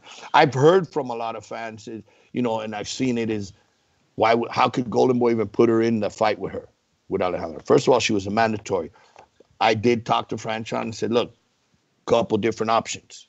We could vacate this belt, hold on to the WBO, because she was a mandatory at the WBC, not the WBO. We could do this, we could do that, And Franchon's a bad girl. Like I said, she's a beast in the ring. Oh, fuck no. I'm not going to give up my belts. It cost me to get these belts. I earned these belts. We're going to go fight her. And we made the fight. Now, the testing goes through from the camp all the way to after the fight. She tested clean in camp. She was tested after the weigh-in. She was tested before the weigh-in, at the weigh-in, and then after the fight.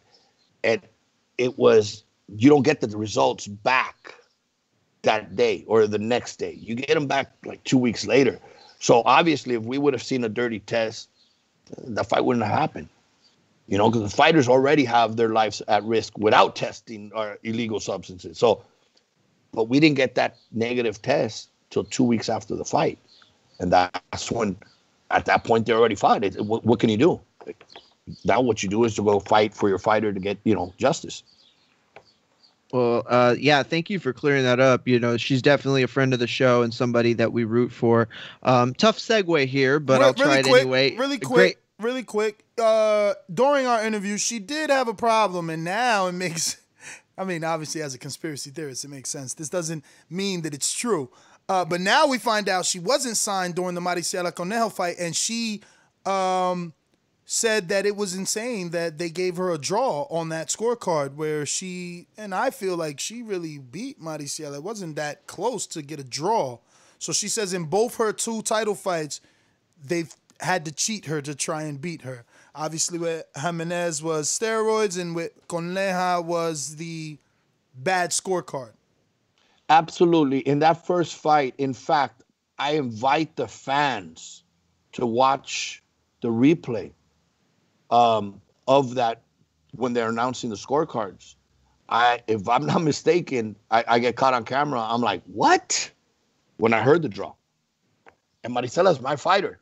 However, that doesn't make one right or another. Look, when I was with a fighter that got a bad decision, that's when you learn what the sacrifices they go through, everything they put away, the family, they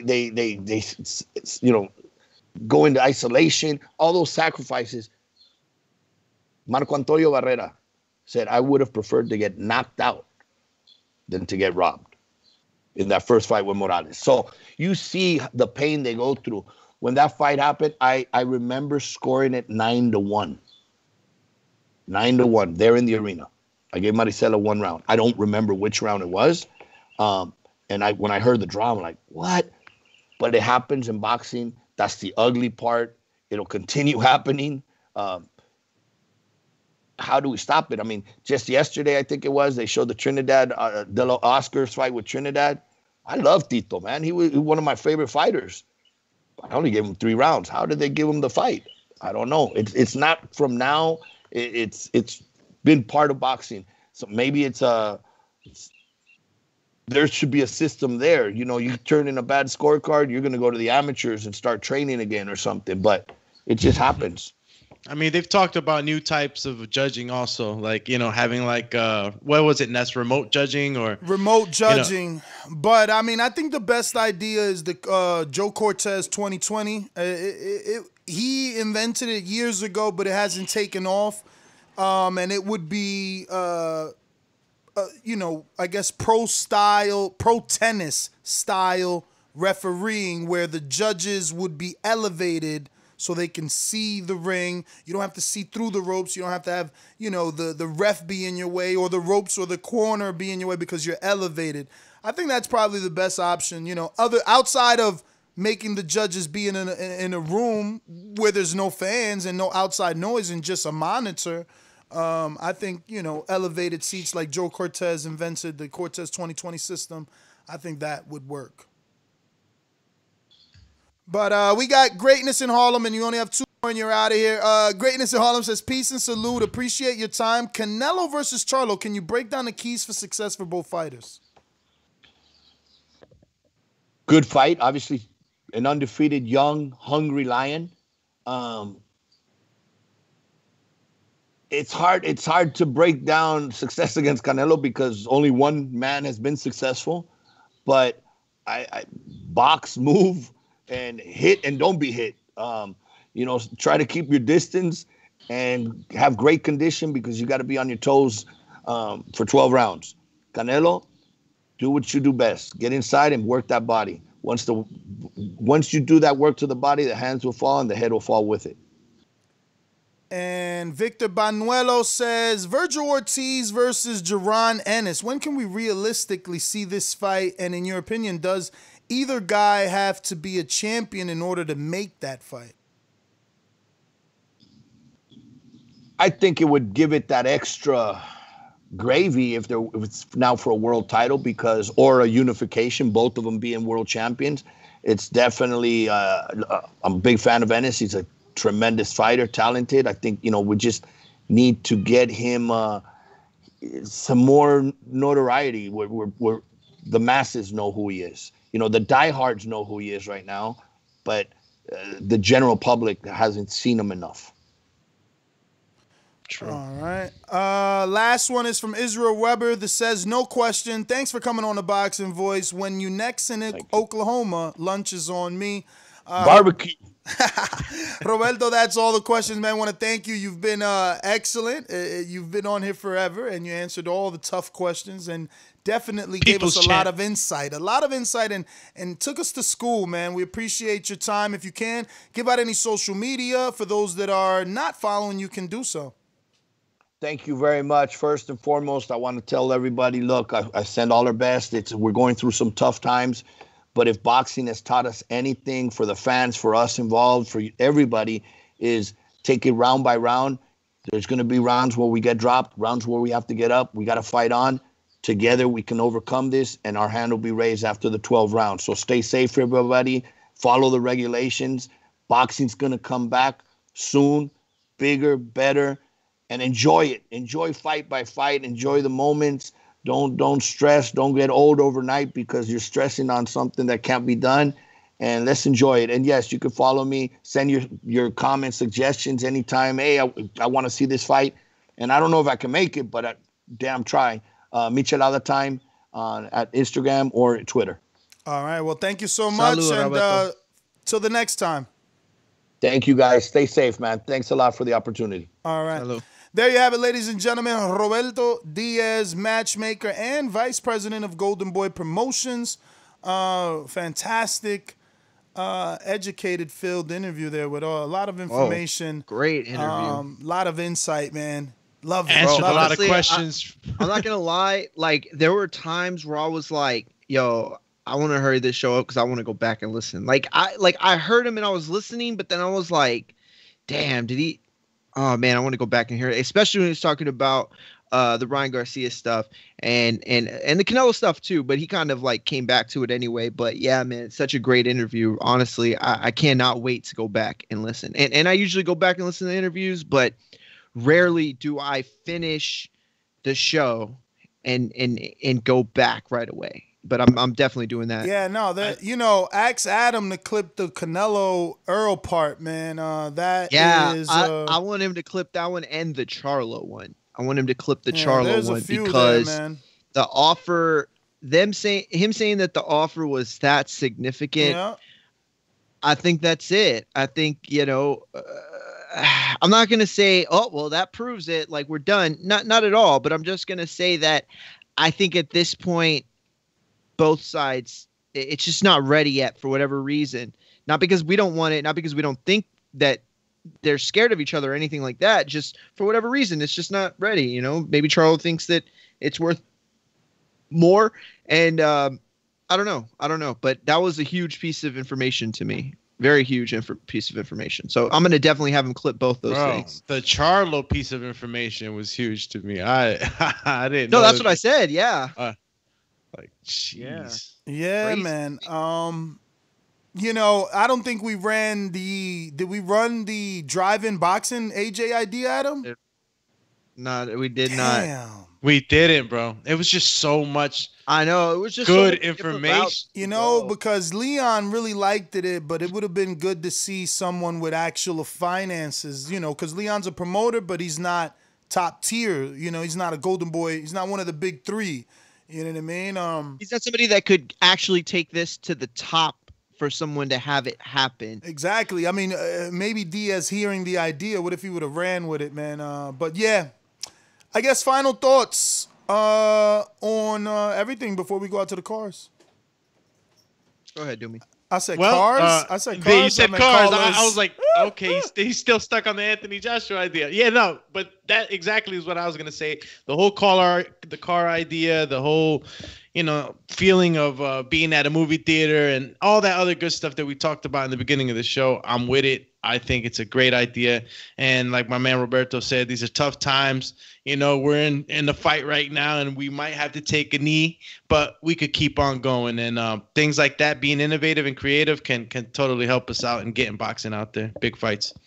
Yeah, I just I definitely reflect on the Joshua interview, which now it seems like I listened to it so long ago. I heard it this morning twice, and right before the show too. So, but no, listen, some of the notes that I had taken, I'll just briefly, I'll touch on one of them that we didn't. The fact that he talked about Fury the way he did and said that to him it's just another fight. I love that mindset. I love that mentality. I love the fact that, despite the fact that everybody else wants this fight and everybody's clamoring over anything having to do Wilder, Fury, Joshua, and all the importance that it has on it. And I'm not just talking about boxing, but culturally and all that, and even bringing boxing back to a plateau that's higher, in America, let alone the UK. I mean, the UK have, great fans, probably the best fans right now. And, for them for it to be just raised globally, he knows that that's all at stake. He knows everything he has at stake, and he knows what it feels like to almost have lost it against Ruiz. So to come back and say, well, I think that, Fury's got to be just another fight to me. He's got to be just another opponent. I think that's the right mindset to have. And if he has any chance against Fury, not saying I'm picking AJ, but if he did have any chance, it's his mental's got to be there throughout the entire camp. He cannot get put into a situation where he's listening to the voices from different places going, oh, well, you need to be faster. You need to be leaner. Be stronger. Get more muscle. Get less muscle. Work on your jab. Work on your straight. Work on your hooks. Like, no, block all that out. Be the guy that you are. Be the guy that we saw against Klitschko. You know what I mean? And yeah, I thought that was a really good spot. But that's my final take on it. You did yours, Doomy? Yes, he did. Final thoughts. Let's get out to these callers. You know the number to call in, 1-425-569-5241. Press 1 one time. Voice your opinion right here on the Voice of the People hotline. Don't forget, add Nestor Gibbs on Skype to be part of the conversation from anywhere in the globe. We're going to be having a Patreon-only stream sometime today once I figure things out with the guys. But don't forget to subscribe to patreon.com/The Boxing Voice. And right here at youtube.com/The Boxing Voice, click that notification bell on YouTube so you get notified every time we go live. We're going to go ahead and play these sponsors and get out to the callers. Remember the number to call in, 1-425-569-5241. Press 1 one time. Voice your opinion. Remember to rate us 5 stars on iTunes. These calls are brought to you by El Camino Electrical Services, experts in electric vehicle charging stations. For consultations and turnkey installation, visit us at elcaminoelectricalservices.com. Really quick, we got some super chats. We're going, first one is from Ohio Runs Boxing, just showing some love. Ohio, Marcus, what it do? Appreciate it. We got Steve in Chicago, sends some love as well. Great interview. We needed this. TBV with the trophy award emoji. Thank you. Mr. Dorr, echoing Steve. Great interview. I got things to do, but can't turn this off. Well, shout out to you. I really appreciate that. Javier Caputillo, which inspired my question. What's going on with Cruz DeZern? Hope you got your answer, champ. Shout out to you, and shout out to your gym out there in Cali. DBX in the UK. So Charlo has ducked the golden goose? And he put the thinking emoji with the very, very shocked emoji face. Let's go out to Supreme Tax on Skype. What up?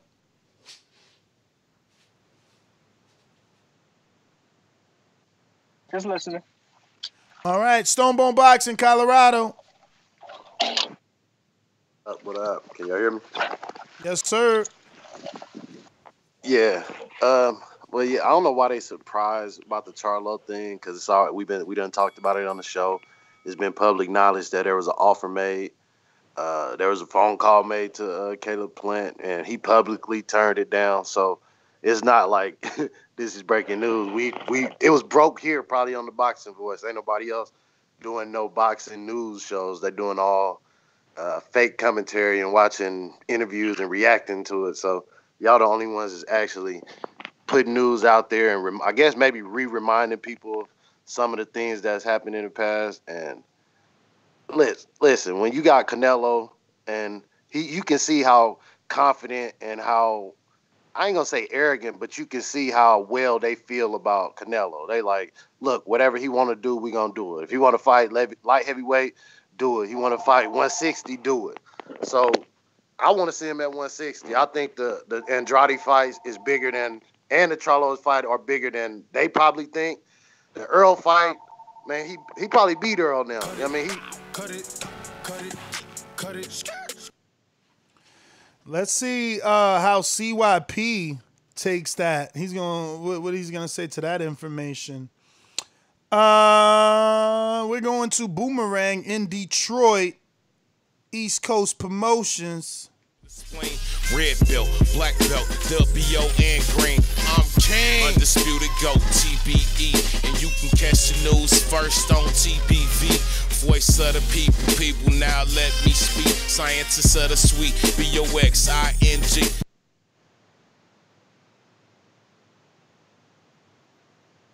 Chin. Let me find out he working. All right, well, we needed to hit that anyway. What up? Y'all know I stay at work. Nah, I know, Champ. Oh, good. And great show, great interviews, man. All I know is it's 11:30 here, and not 3 hours have passed like that. So thank y'all for that. Shout out to TBV. Peace. Yes, sir. No problem, man. Them hours pass for you and me the same way, Champ, because I love what I do. We going out to Sony, Cincinnati, huh?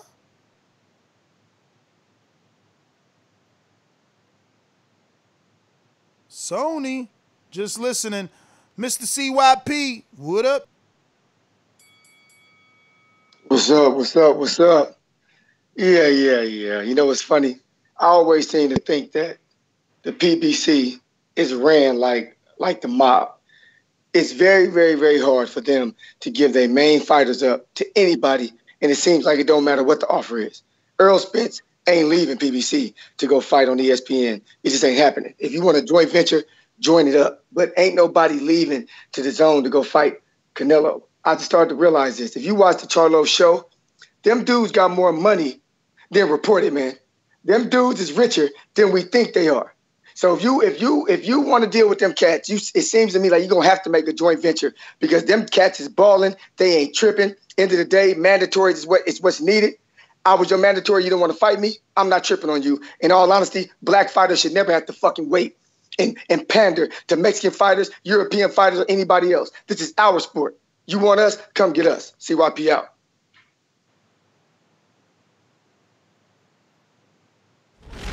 Yo, Just like the king is what I mean.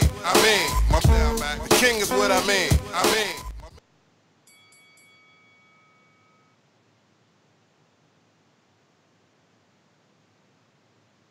Just listening, okay. Izzy, Oklahoma. Oh, they go, What up? Yeah, yo. Yep. All right, listen. Great interviews, man. Robert Diaz, right? Yep. Yes, sir. Yeah, listen, man. He was spitting that game, yo. I missed my question, but he did kind of answer. I mean, the cat before that, which I believe was Leon. No, was it something Margolis? Yep. Margolis. Yep.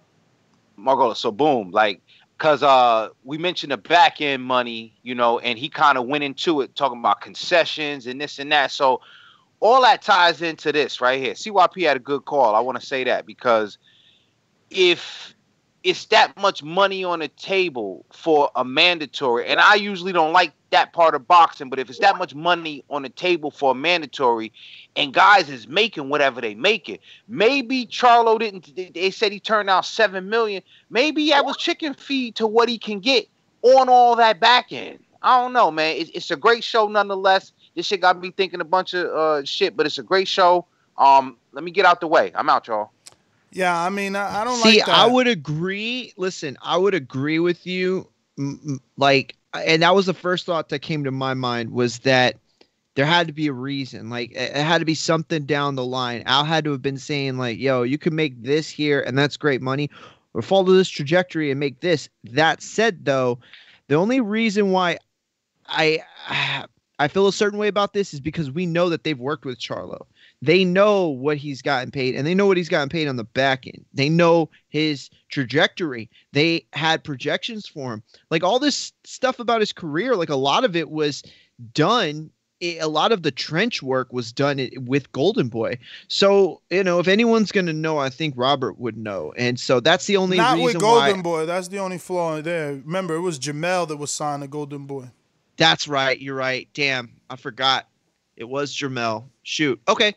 Well, then maybe you know what? I do agree. I do agree. There could be something up. It doesn't mean, and that's why I said it the way I said it. It's like, whoa, that's a big piece of information. Yeah, but I don't think think that we should say, oh, that's it. Case closed. You're giving Charlo a back door to walk out of, man. I think that's unfair. You know what I mean? You're talking $7-8 million to fight Canelo. You know, that offer was given to Billy Joe, and he signed it.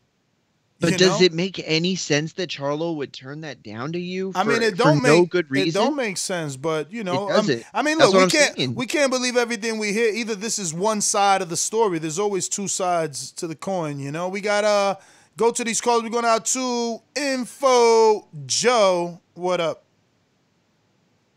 Mr. Info Joe? This portion of the show we call In the Mr. Know, Info Joe. presented by my brother.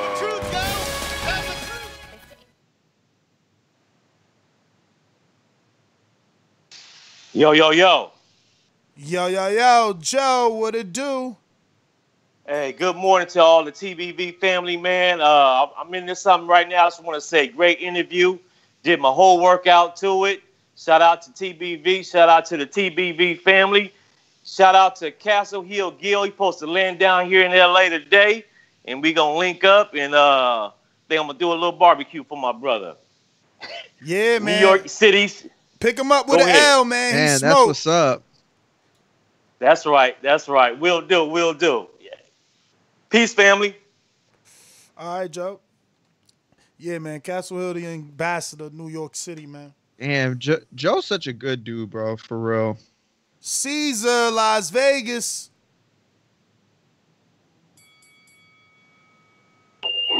Yo, am I too loud? Nah, talk to us, champ. Yo, man, dope ass interview. Yo, I'm enjoying the show so much right now. Shit.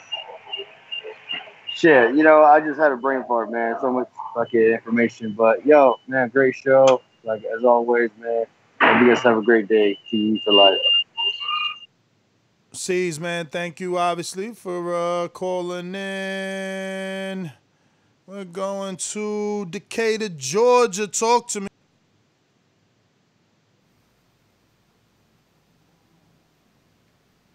Yo, what's happening, man? What up, Leslo? Hey, man, everything, coach, everything. Shit, I was at work, so I'm kind of a little brain boggle real quick. What's the topic? One more time? Oh, no. Yeah, dude just called in. Yeah. Good interview. So, my question to you, Ness, can you talk to Charlo too, or just because he cool with Spence, he don't mess with you neither? You know, that's something to ask him, man. I don't know. They pick and choose. Just like I said, Big Charlo hit me up the other day and said he got me, but I ain't heard from him. Even Bomac hit me back, said yeah he want to do it. I ain't heard from them. They busy, man. I guess everybody about to get out of quarantine. I don't know. I'm being nice. Oh, okay. Because I was just gonna say, if you could get him on the show so we can clear up some things, man. Because if that's the truth, like Charlo, bro, like I mean, I know you feel like the shit naive or whatnot, but when the goddamn fight come along, bro, we got to take these fights. You know it's hard for us to get them, And let's just be clear. All the people who get avoided are black. You know what I mean? Like, I ain't on no racist or nothing, but we got to make that obvious. Like, what's the problem, bro? Anyway, if I run out of time, y'all be easy. Shout out to Body, everybody. I'm out. All right. Troy, Baltimore. Yes, sir. How's everybody doing? All good. Wonderful. What was your guest name? The second one, not the first one. Roberto Diaz, Vice President and Matchmaker of Golden Boy. Great interview, man.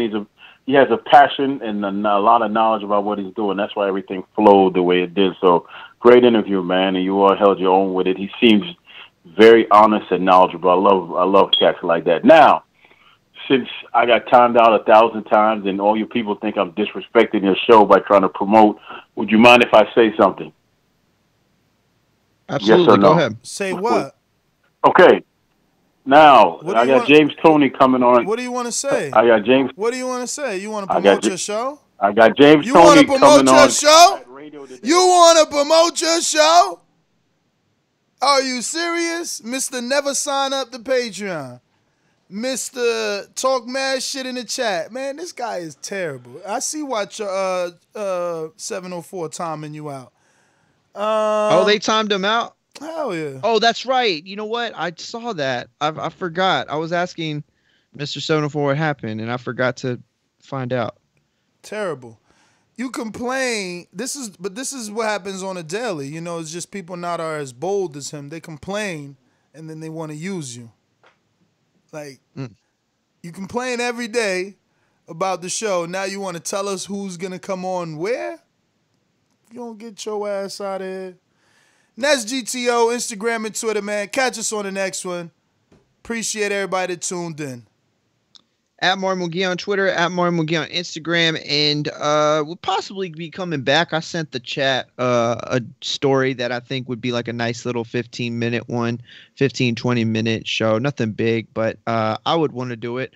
That said, too, definitely have a couple things working in the background. Maybe, hopefully, come back live tonight for a fight. Maybe. We'll see. I'll talk to Ness in the background. Peace.